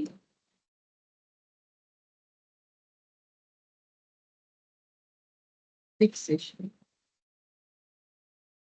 पहले इधर पढ़ के बताते, does not help in responsibility fixation, बोल रहा है ये रेस्पॉन्सिबिलिटी फिक्स करने के काम नहीं आता, ये वाला अकाउंटिंग मतलब इसका रिकॉर्डिंग डेटा हमें रेस्पॉन्सिबिलिटी फिक्स करने में कोई हेल्प नहीं करेगा। क्यों? As the expenses can't be identified as controllable and non controllable. अब हम लोग ये जब फाइनेंशियल अकाउंटिंग देख के ये सोच ही नहीं सकते कि भाई ये एक्सपेंस, जैसे फाइनेंशियल अकाउंटिंग में हम लोग जब पीएल बनाते हैं तो वहां पर लिखते हैं सैलरी लिखते हैं, ठीक है, ऑफिस एक्सपेंसेस में सैलरी, रेंट, फाइनेंशियल एक्सपेंसेस में इंटरेस्ट ऑन लोन, ठीक है, इस तरीके का खर्चा, प्रिंटिंग, पोस्टेज, डेप्रिसिएशन, इस तरीके का खर्चा लिखते हैं। लेकिन ये खर्चा हम लोग कैसे आइडेंटिफाई करें कि वो कंट्रोलेबल है कि नॉन कंट्रोलेबल है? जैसे डेप्रिसिएशन कर सकते कि भाई नॉन कंट्रोलेबल है, इसे कंट्रोल नहीं कर सकते, लेकिन बाकी खर्चा हमारे ऑर्गेनाइजेशन के लिए कंट्रोलेबल है नहीं है, हम लोग जो वेजेस पे कर रहे हैं क्या हम लोग उसे फर्दर कंट्रोल कर सकते हैं, क्या ये ज्यादा हो रहा है कम हो रहा है? तो ये सब हम लोग आइडेंटिफाई नहीं कर सकते, क्योंकि फाइनेंशियल अकाउंटिंग के पास उस तरीके का काम या वो रेस्पॉन्सिबिलिटी रिस्पॉन्सिबिलिटी होता नहीं है, वो डेटा वगैरह होता नहीं है, ठीक है। तो वो रिस्पॉन्सिबिलिटी फिक्स करने के काम नहीं आता है। रिस्पॉन्सिबिलिटी फिक्स करने का काम मतलब मुझे अगर कोई खर्चा कंट्रोल करना है तो फिर उसको कंट्रोलिंग का एक रिस्पॉन्सिबिलिटी किसी को देना पड़ेगा कि भाई ये खर्चा जो है आपको कंट्रोल करके दिखाना है। तो वही हो गया। तो यहाँ पर ये ऐसा कोई स्कोप नहीं है कि हम लोग अपने एक्सपेंसेस को जो है कंट्रोल या अनकंट्रोलेबल वे में आइडेंटिफाई कर पाए, उस हिसाब से हम लोग कोई रेस्पॉन्सिबिलिटी फिक्स करें, वो नहीं होता है। लेकिन यहाँ पर होता है, क्योंकि यहाँ पर हमारे पास हर एक चीज का डिटेल्ड कॉस्ट होता है, ठीक है, कि कहाँ पर कितना क्या खर्चा हुआ, कितने यूनिट के लिए हुआ, हर एक कॉस्ट यूनिट का या हर एक कॉस्ट ऑब्जेक्ट का, ठीक है। जैसे वहां लिखा था ना, नैरोली डिफाइंड, ठीक है, वाइडली डिफाइंड। तो वो कॉस्ट ऑब्जेक्ट हो एक पर्टिकुलर, या एक पर्टिकुलर प्रोडक्ट हो, एक पर्टिकुलर डिपार्टमेंट हो, एक पर्टिकुलर बिजनेस एंटिटी हो, सबका डिटेल्स रहता है। तो हम लोग इजीली रेस्पॉन्सिबिलिटी फिक्स कर सकते हैं और अपने कॉस्ट को कंट्रोल या अनकंट्रोलेबल है उस हिसाब से आइडेंटिफाई कर सकते हैं, कंट्रोल करने का कोशिश कर सकते हैं, ठीक है। फिर फिफ्थ नंबर में deals with past data, deals with past data. तो इतने दिन से जो तुम लोग अकाउंट्स करते हो, ठीक है, तो वहां पर क्या करते हो, जैसे कोई जर्नल एंट्री किया तो वो कैसे करते हो, जो पूरा ट्रांजैक्शन हो जाता है उससे जर्नल एंट्री किया जाता है, तो पास्ट डेटा ऑलरेडी ये ट्रांजैक्शन हो गया। अगर ट्रांजैक्शन कुछ नहीं होता है तो किस चीज का जर्नल एंट्री कर ही नहीं सकते। तो जो पास्ट डेटा रहता है उसी को हम लोग क्या करते हैं, रिकॉर्ड करते हैं पीरियड वाइज। नॉर्मली जो है 1 साल के लिए रिकॉर्ड करते हैं, उससे कम भी हो सकता है, नॉर्मली 1 साल के लिए रिकॉर्ड करते हैं। Deals with present, future data, and also makes use of both historical cost and pre determined cost. ये तो हम लोगों ने डेफिनेशन पढ़ा ही था, ठीक है, इसका पूरा डिटेल्स भी देखा था विद एग्जांपल। हिस्टोरिकल कॉस्ट में मैंने बोला था कि हम लोगों ने एक गाड़ी खरीद लिया तो वो खर्चा कर दिया, ठीक है। प्री डिटरमाइंड कॉस्ट का मतलब अगर हम लोग कोई डिसीजन लेने जा रहे हैं तो हमें ये सोचना पड़ेगा कि ये काम करने के पहले हमारा क्या खर्चा हो सकता है, इसके बारे में जब हम लोग सोचते हैं। तो इसीलिए बोल रहा है ये प्रेजेंट और फ्यूचर डेटा सभी को लेके काम करता है, ठीक है। जैसे ये तो पास्ट डेटा को लेके काम करता है, लेकिन ये प्रेजेंट और फ्यूचर डेटा को लेके भी काम करता है। And also makes use of both historical cost and pre determined cost, ठीक है। और ये क्या करता है, हिस्टोरिकल कॉस्ट यानी पास्ट में कोई कॉस्ट इनकट किया था तो उसको भी देखता है, और प्री डिटरमाइंड कॉस्ट की फ्यूचर में, जैसे मैंने पहले एक गाड़ी खरीद लिया तो मेरा ये खर्चा हुआ था, आज अगर हम वो गाड़ी खरीदने जाए तो मेरा कितना खर्चा होगा, दैट इज प्रेजेंट कॉस्ट। और फ्यूचर में अगर हम लोग ऐसा कोई गाड़ी या मशीन, मशीन का एग्जांपल भी ले सकते हैं, तो हमारा कितना खर्चा होगा। तो ये तीनों तरीके के कॉस्ट में डील करता है। बट ये सिर्फ पास्ट कॉस्ट, क्या हो गया था बता दो, हम लोग रिकॉर्ड करके बोल देंगे प्रॉफिट है कि लॉस, ठीक है। लेकिन ये लोग ऐसा नहीं करते, क्योंकि ये लोग जो है कॉस्ट को कंट्रोल करने का भी काम करते हैं, ठीक है। तो ये लोग जो है पहले कितना खर्चा हुआ था, अभी कितना हो रहा है, फ्यूचर में कितना होने वाला है, सारी चीजों को लेकर डील करेगा। फिर नेक्स्ट यहाँ पर लिखेंगे generate report like income statement and balance sheet, like income statement and balance sheet. तो ये लोग जो है इस तरीके का स्टेटमेंट बनाते हैं, ये तुम लोग को पता ही होगा। इनकम स्टेटमेंट मतलब ट्रेडिंग, पीएल, बैलेंस शीट, ये सब बनाते हैं, और ये स्पेसिफिक रिपोर्ट बनाते हैं।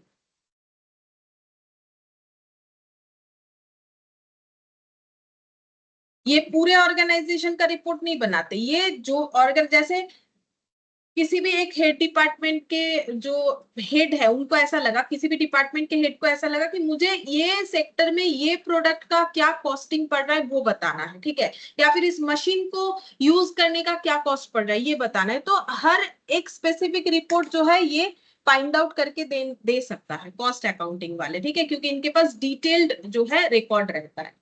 फिर नेक्स्ट यहाँ पर लिखेंगे रिकॉर्ड ट्रांजैक्शन विथ आउटसाइडर्स,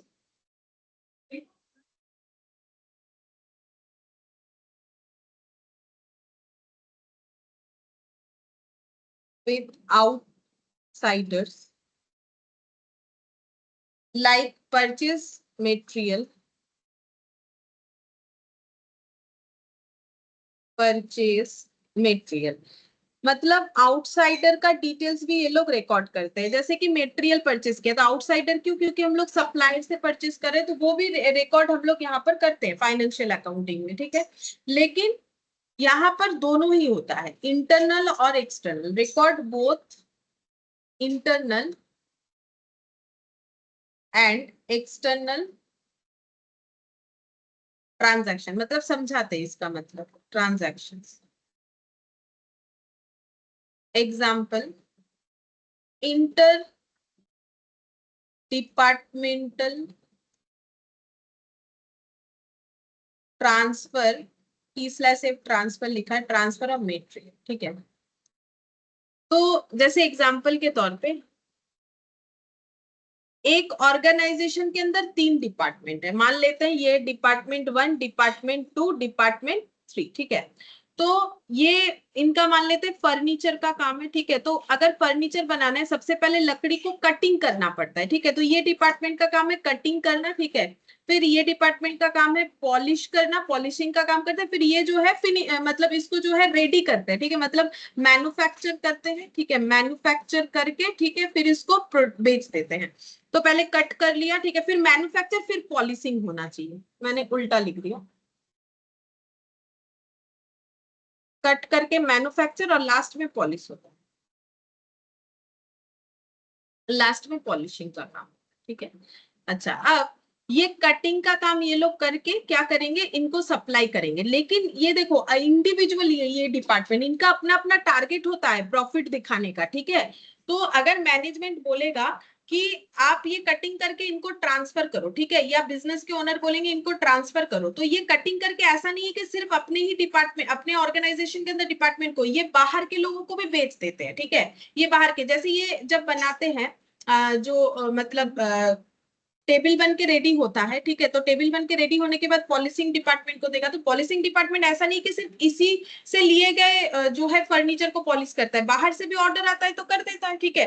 तो यहाँ पर क्या होगा कि ये जो मैन्युफैक्चर कर रहे हैं, ठीक है, तो ये इनसे लकड़ी ले रहे हैं, हो सकता है बाहर से भी ले रहे हैं, ठीक है, हो सकता है बाहर से भी ले रहे हैं। मतलब वो ऑर्गेनाइजेशन के अंदर का बात है कि ऑर्गेनाइजेशन में जो हेड है उन्होंने, या फिर बिजनेस के ओनर है उन्होंने क्या बोल रखा है, भाई अपने डिपार्टमेंट से भी लोग कम हो तो बाहर से भी ले लेना, ठीक है, ज्यादा सप्लाई करने का ऑर्डर आ जाए तो ऐसे करके काम करना है।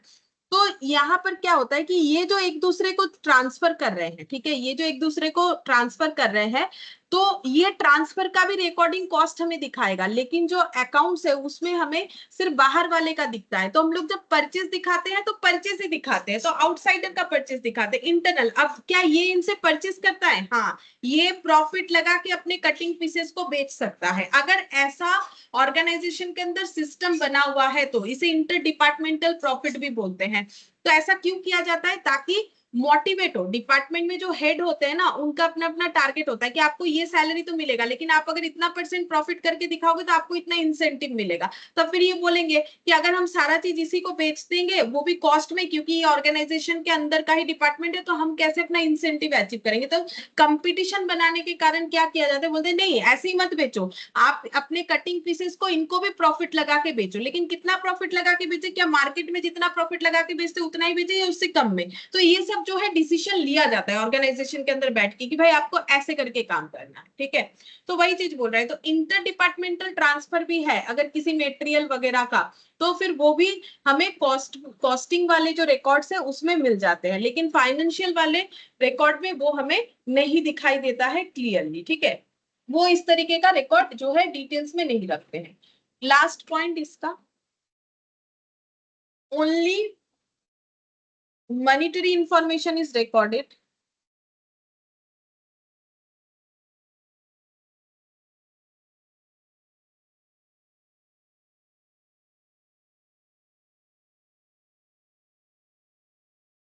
और यहाँ पर both monetary and non monetary, like inventory information is recorded. तो यहाँ पर क्या है, बोल रहा है कि सिर्फ जो है ट्रांजैक्शंस हुआ तो कितने रुपए का हुआ वो चीजों का रिकॉर्डिंग किया जाता है, चाहे वो पैसा आउटफ्लो हो रहा है इनफ्लो हो रहा है, सारी चीजों का रिकॉर्ड किया जाता है, लेकिन वो पैसे के टर्म में होना चाहिए। लेकिन कॉस्ट अकाउंटिंग पैसे के टर्म के अलावा नॉन मॉनिटरी जो है रिकॉर्ड वो भी रखता है, जैसे कि स्टॉक का मतलब फिजिकली स्टॉक काउंट किया, कितने सारे स्टॉक है, मतलब कितना हमारे गोडाउन में स्टॉक पड़ा हुआ है, 1000 पीसेस, 1200 पीसेस, जो भी, ठीक है। तो ये एक एग्जांपल हो गया कि नॉन मॉनिटरी टर्म में मतलब इन्वेंट्री, जैसे कि काउंटिंग करके, ठीक है। तो इस तरीके का, ऐसा नहीं कि सिर्फ पैसे वाले इंफॉर्मेशन ही रखे जाते कि कितने रुपए का चीज है, ठीक है। नॉन मॉनिटरी टर्म में अगर कुछ है तो उसका भी डिटेल्स जो है कॉस्ट अकाउंटिंग वाले रखते हैं, ठीक है। तो ये हो गया हम लोग का डिफरेंस जो है, ये कंप्लीट हुआ। अच्छा, और एक छोटा सा पॉइंट बाकी है, वो करेंगे, दो तीन छोटा छोटा पॉइंट बाकी। अच्छा,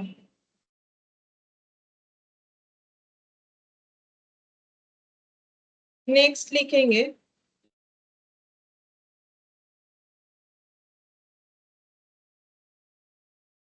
कहाँ चला गया,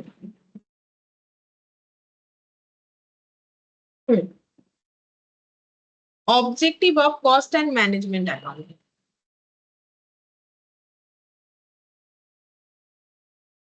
खत्म हो गया, objective of cost and management accounting.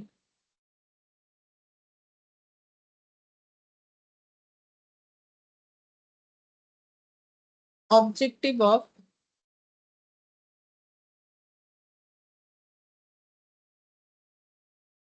Cost and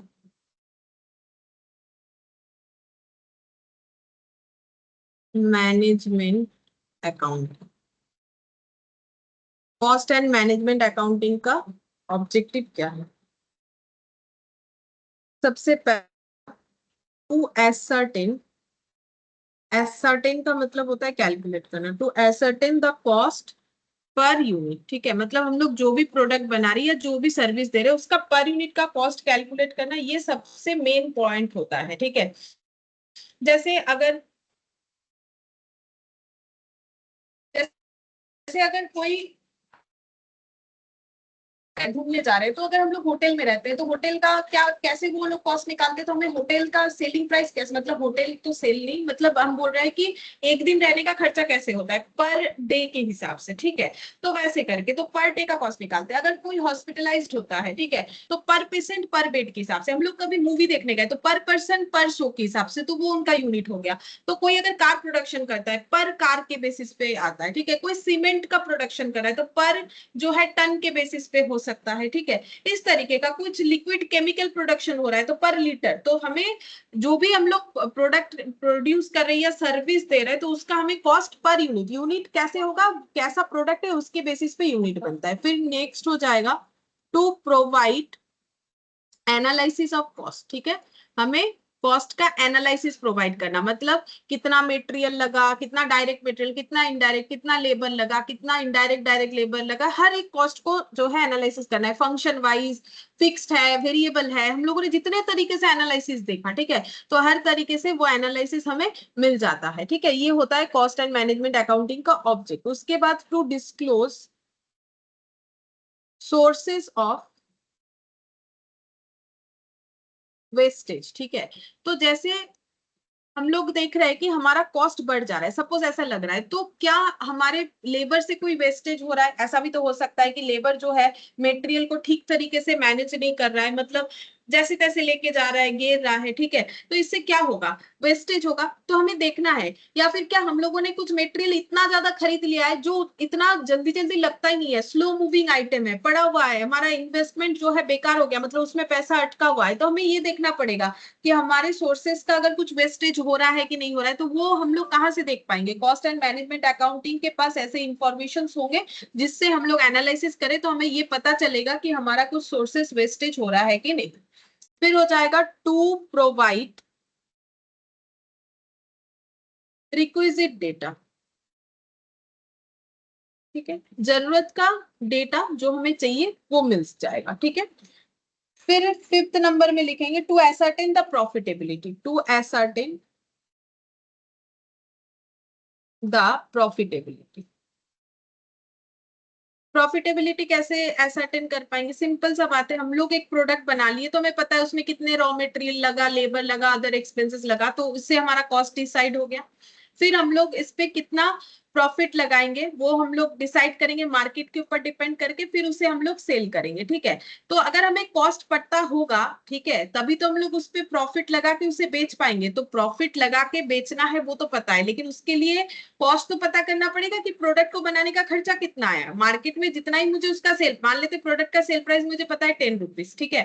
अब मेरा कितना कॉस्टिंग पड़ रहा है तब तो हम डिसाइड कर पाएंगे। मेरा 10 रुपए कॉस्टिंग पड़ रहा है तो हम यहाँ पर 10 रुपए का प्रॉफिट अर्न कर सकते हैं, एग्जाम्पल बोल रहे हैं। अगर मेरा कॉस्टिंग 15 रुपए पड़ जा रहा है तो हम 5 रुपए का प्रॉफिट निकाल पाएंगे, ठीक है। अगर मुझे 20 में बेचना है तो मार्केट अगर 20 रुपीज दे रहा है तो हम 20 या उससे कम में बेच सकते हैं, उससे ज्यादा में तो बेच नहीं सकते हैं, ठीक है। तो अगर मुझे कॉस्ट ही नहीं पता होगा तो हम अपने प्रॉफिट को कैसे डिसाइड कर सकते हैं? इसीलिए बोला जा रहा है कि प्रॉफिटेबिलिटी को डिसाइड करने में हेल्प करेगा, ठीक है, cost and management accounting. Next जो है पॉइंट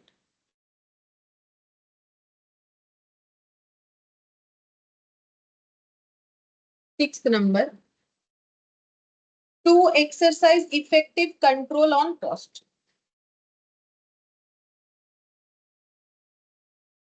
इफेक्टिव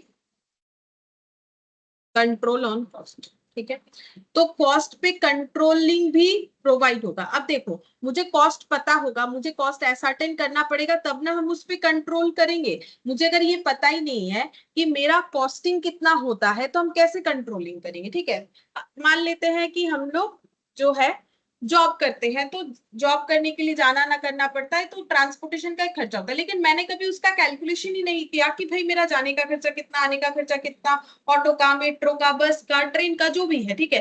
तो फिर अगर मुझे पता ही नहीं तो मुझे कंट्रोल कैसे करेंगे कि भाई अगर हम मेट्रो से चले जाते तो इसका अगर मंथली कार्ड बना लेते तो मेरा इतना सस्ता पड़ेगा, ये पड़ेगा, तो उसके लिए मुझे क्या करना है, पता तो होना चाहिए। तो अगर कॉस्ट ही नहीं पता होगा तो कैसे कंट्रोलिंग करेंगे? तो वही बोल रहा है, क्योंकि कॉस्ट एंड मैनेजमेंट अकाउंटिंग हमें कॉस्ट असर्टेन करके देता है, तो हम लोग क्या कर सकते हैं, इफेक्टिव कंट्रोल भी ला सकते हैं, ठीक है, जो कि जरूरत भी होता है। नेक्स्ट हम लोग करेंगे इफेक्टिव कंट्रोल ऑन कॉस्ट होगा। नेक्स्ट लिखेंगे to reveal sources of economy.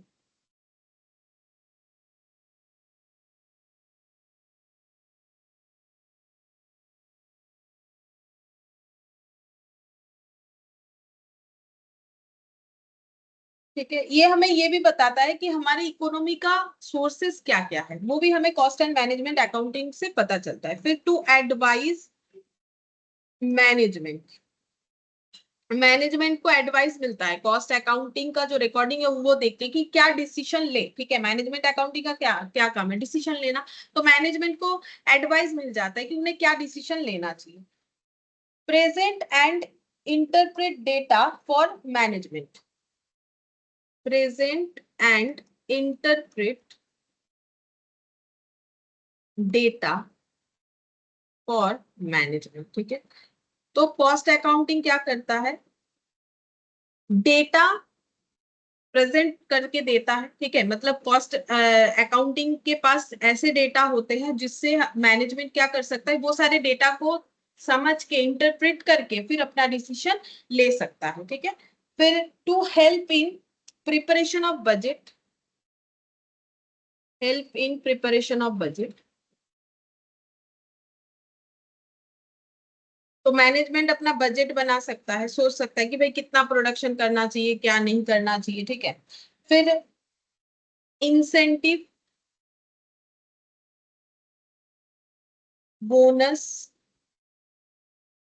Plan based on cost savings, ठीक है। तो अगर हम लोग अपना कॉस्ट सेव कर पाते हैं, कोई भी ऑर्गेनाइजेशन अगर अपना कॉस्ट सेव कर पाती है, मतलब कम कॉस्ट में प्रोडक्ट या सर्विस बेच पा रही है, तो वो अपने एम्प्लॉय लोगों को इंसेंटिव दे सकती है, ठीक है। ज्यादा प्रॉफिट होगा तो ऑब्वियसली एम्प्लॉय लोगों को इंसेंटिव दे सकती है, बोनस प्लान जो है वो सोच सकती है। तो ये सब ऑब्जेक्टिव हो गया, ठीक है। तो ये अपने हिसाब से अगर क्वेश्चन में थोड़ा ज्यादा मार्क हुआ तो इसको एक्सप्लेन करके लिख सकते हैं, ठीक है। तो मैंने जस्ट पॉइंट पॉइंट लिखवा दिया। फिर नेक्स्ट यहाँ पर हम लोग पढ़ेंगे factors to be considered, factors to be considered before installation of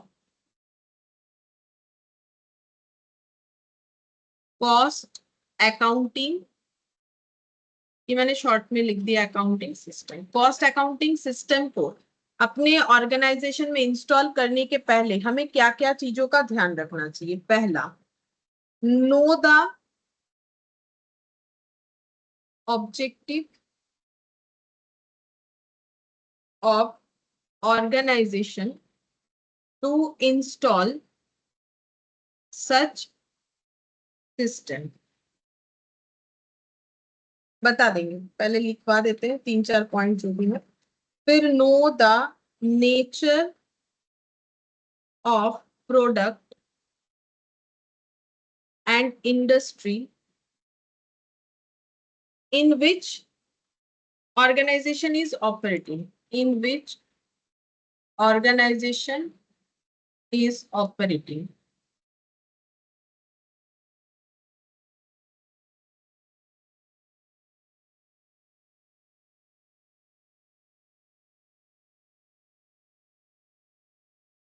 Know the organization hierarchy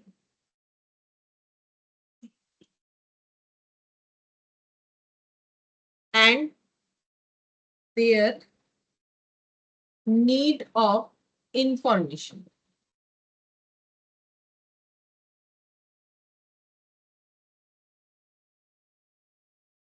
Know the production process.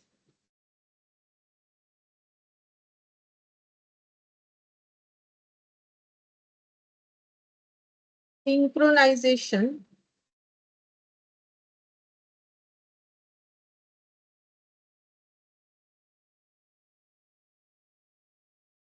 of information required in different department. Methods of maintenance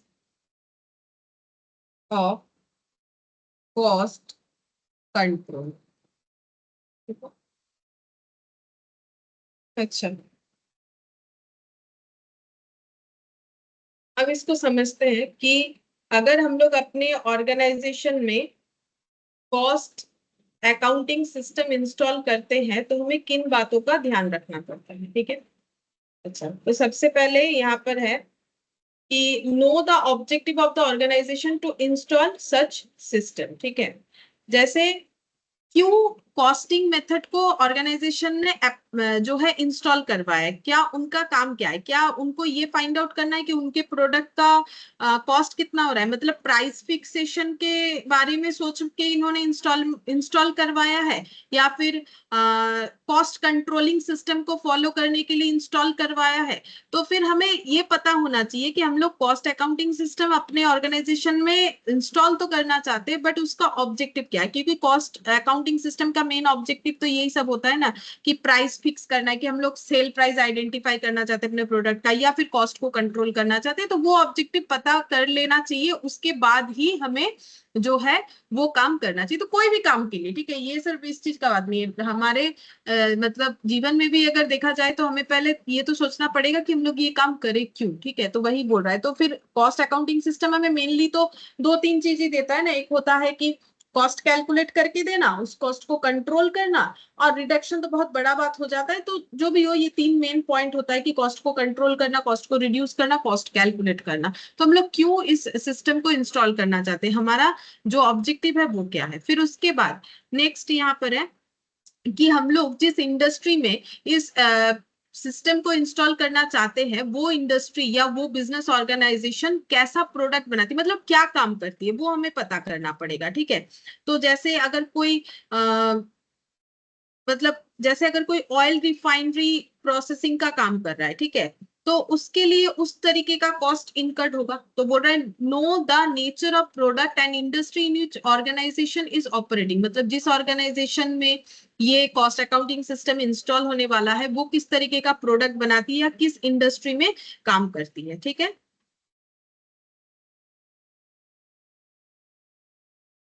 जैसे मैंने अभी एग्जांपल दिया ना कि अगर कोई ऑयल रिफाइनरी का काम करता है, ठीक है, तो फिर oil refinery maintenance process wise जो कॉस्ट होगा, ठीक है, तो हमें ये फिर इसका मतलब ये सिस्टम इंस्टॉल करने के बाद ये आइडेंटिफाई करना पड़ेगा कि रिफाइनमेंट प्रोसेस में क्या कॉस्ट लग रहा है, ठीक है, तो किस प्रोडक्ट या किस सर्विस के लिए हम लोग कॉस्ट को कैलकुलेट करना चाहते हैं, तो प्रोडक्ट का नेचर या सर्विस क्या है वो भी हमें पता होना चाहिए।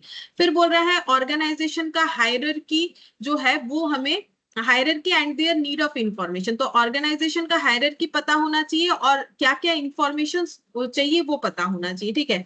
तो हायरार्की का मतलब हो गया कि इंफॉर्मेशन जो है डिफरेंट लेवल ऑफ मैनेजमेंट के पास होना चाहिए, मतलब टॉप मैनेजमेंट से लेके जो है लोअर मैनेजमेंट तक, ठीक है। टॉप मैनेजमेंट जैसे टॉप मैनेजमेंट के लोग क्या चीजों को लेके कंसर्न होते हैं कि कंपनी का स्ट्रैटेजी क्या होगा, ठीक है, स्ट्रेटेजिक लेवल मैनेजमेंट, ठीक है, ये सारी चीजों को लेके, मार्केटिंग स्ट्रेटेजी लेके, प्रोडक्ट का डाइवर्सिफिकेशन को लेके, प्रोडक्ट का प्राइसिंग को लेके, ये सब चीजों को लेके टॉप मैनेजमेंट कंसर्न होता है, ठीक है।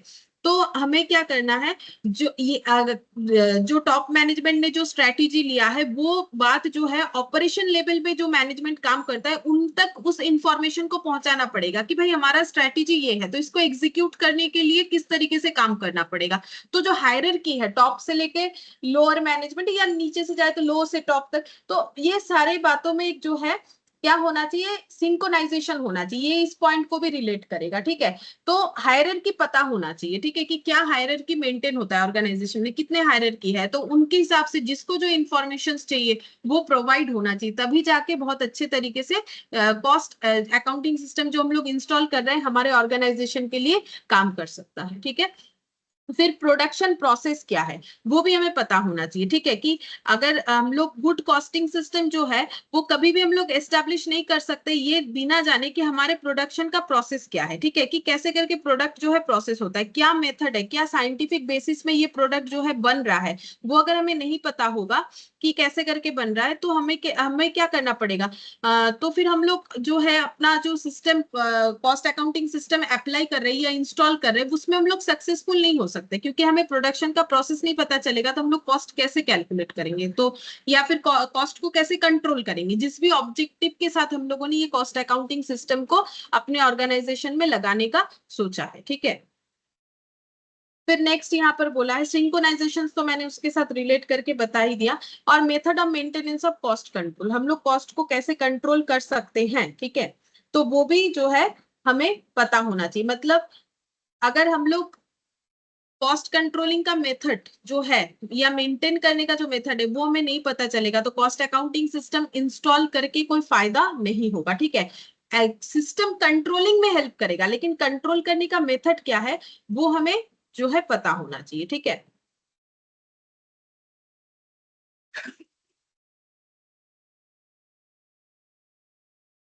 अच्छा, अब नेक्स्ट हम लोग एक और पॉइंट पढ़ेंगे, लिमिटेशन ऑफ कॉस्ट अकाउंटिंग। तो कॉस्ट अकाउंटिंग का भी लिमिटेशन है, ऐसा नहीं है कि नहीं होता है, हर एक चीज का अच्छा बुरा होता है, तो कॉस्ट अकाउंटिंग का लिमिटेशन सबसे पहले लिखेंगे, इसमें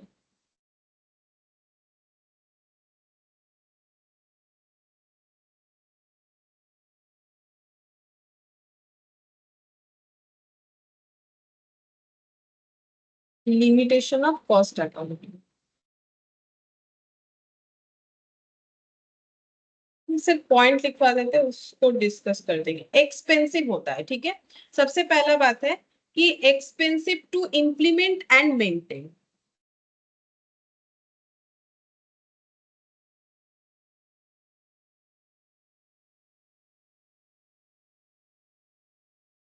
जैसे अगर हम लोग अपने ऑर्गेनाइजेशन में कॉस्ट अकाउंटिंग सिस्टम इंस्टॉल करवाते तो हमारे लिए एक्सपेंसिव भी होगा और मेंटेन करना भी जो है मेंटेन करना भी एक्सपेंसिव होगा, इम्प्लीमेंट एंड मेंटेन दोनों ही एक्सपेंसिव हो जाएगा, क्योंकि इसके लिए हमें जो है स्पेशल जो है स्किल्ड पर्सन चाहिए, ठीक है, कि जो इस बात को समझ सके, मतलब कॉस्ट अकाउंटेंट अलग से रखना पड़ेगा, ठीक है। उसके अलावा सॉफ्टवेयर अलग रिक्वायरमेंट हो सकता है कि इस चीज को चलाने के लिए हमें ये सॉफ्टवेयर चाहिए, इस तरीके के स्किल्ड लोग चाहिए, ठीक है।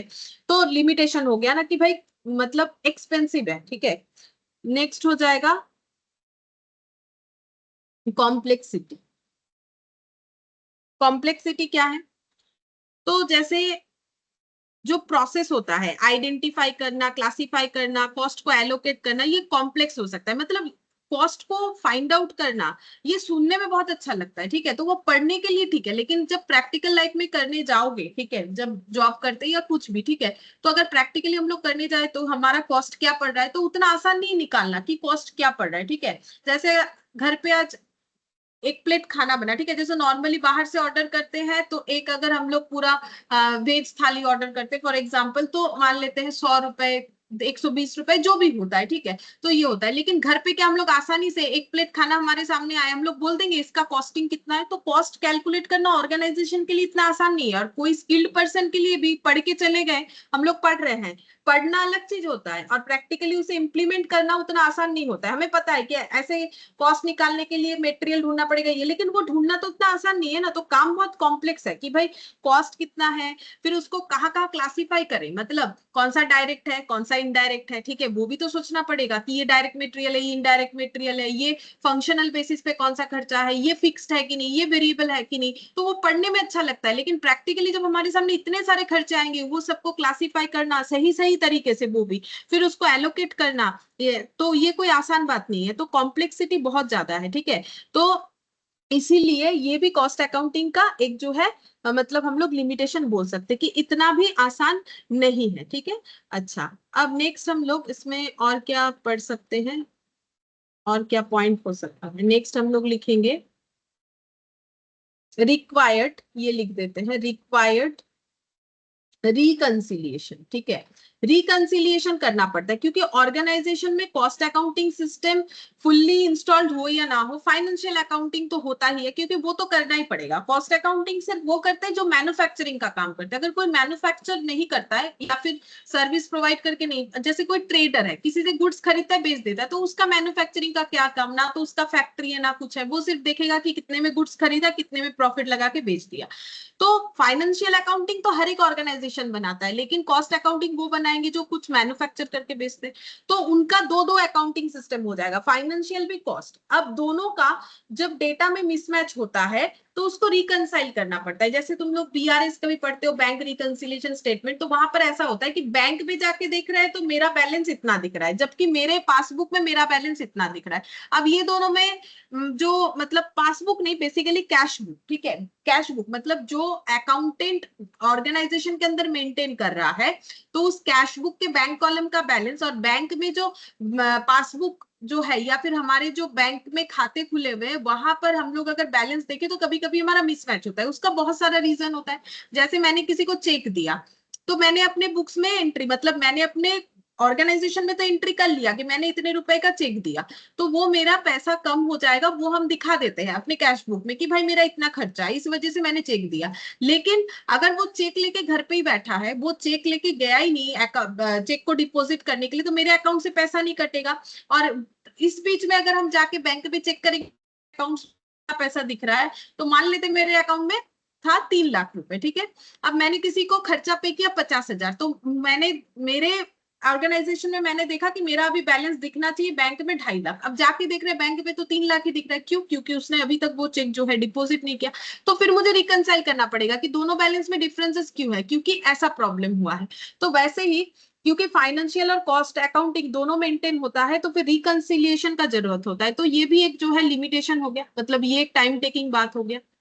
और ये जो फाइनेंशियल और जो है हम लोग का कॉस्ट अकाउंटिंग दोनों मेंटेन होता है बोल के ना, डुप्लीकेशन ऑफ वर्क भी होता है, ठीक है। मतलब दो दो चीज एक रिकॉर्ड हो जाता है। मतलब फाइनेंस ऐसा कुछ खर्चा है, जैसे कि देखो ऐसा कुछ खर्चा होता है जिसमें फाइनेंस वाले रिकॉर्ड करते हैं लेकिन कॉस्ट वाले रिकॉर्ड नहीं करते। जैसे कि एग्जांपल के तौर पे बैंक से लोन लिए थे, लोन का इंटरेस्ट वो फाइनेंस वाले रिकॉर्ड करते, कॉस्ट वाले रिकॉर्ड नहीं करते। लेकिन तब भी रिकंसिलिएशन का जरूरत होगा। क्यों? क्योंकि फाइनेंस में वो खर्चा रिकॉर्ड हुआ होगा तो प्रॉफिट कम दिख रहा होगा, लेकिन कॉस्ट में वो खर्चा रिकॉर्ड नहीं हुआ है तो फिर प्रॉफिट ज्यादा दिख रहा है। तो मुझे प्रॉफिट को अगर रिकंसाइल करना है तो फिर मुझे क्या करना पड़ेगा, मुझे रिकंसिलिएशन करना पड़ेगा। प्रॉफिट को रिकंसाइल करने के लिए रिकंसिलिएशन, जो कि एक टाइम टेकिंग काम हो गया, ठीक है। तो डुप्लीकेशन काम भी वही चीज को डिनोट कर रहा है। डुप्लीकेशन ऑफ वर्क का मतलब कभी कभी ऐसा डिटेल्स होता है जो दोनों ही रिकॉर्ड करते हैं, ठीक है। जैसे मेटेरियल परचेज हुआ, तो मेटेरियल परचेज हुआ तो ये लोग भी कितना मेटेरियल यूज किए रिकॉर्ड करेंगे, वो भी मेटेरियल का खर्चा रिकॉर्ड कर लेंगे, या वेजेस को जो पेमेंट हुआ दोनों ही रिकॉर्ड कर लेंगे। तो इसमें क्या होता है ना, टाइम टेकिंग भी हो जाता है। तो ये हो जाता है हम लोग का डुप्लीकेशन ऑफ वर्क। और डुप्लीकेशन ऑफ वर्क हो या फिर सिंगल रिकॉर्ड हो रहा है, मतलब फाइनेंस कर रहा है कॉस्ट नहीं कर रहा है, कॉस्ट कर रहा है फाइनेंस नहीं कर रहा है, तो दोनों केसेस में हमें क्या करना पड़ता है, रिकंसिलिएशन करने का जरूरत पड़ता है, ठीक है। अच्छा, और नेक्स्ट हम लोग लिखेंगे, और एक पॉइंट लिखा जा सकता है,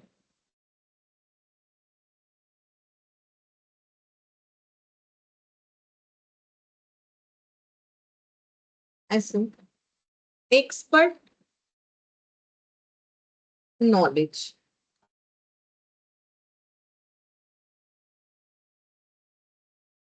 तो एक्सपर्ट का नॉलेज चाहिए होता है, मतलब बेसिकली हमें एक पर्टिकुलर पर्सन चाहिए जिसका कॉस्ट के बारे में नॉलेज है, ठीक है।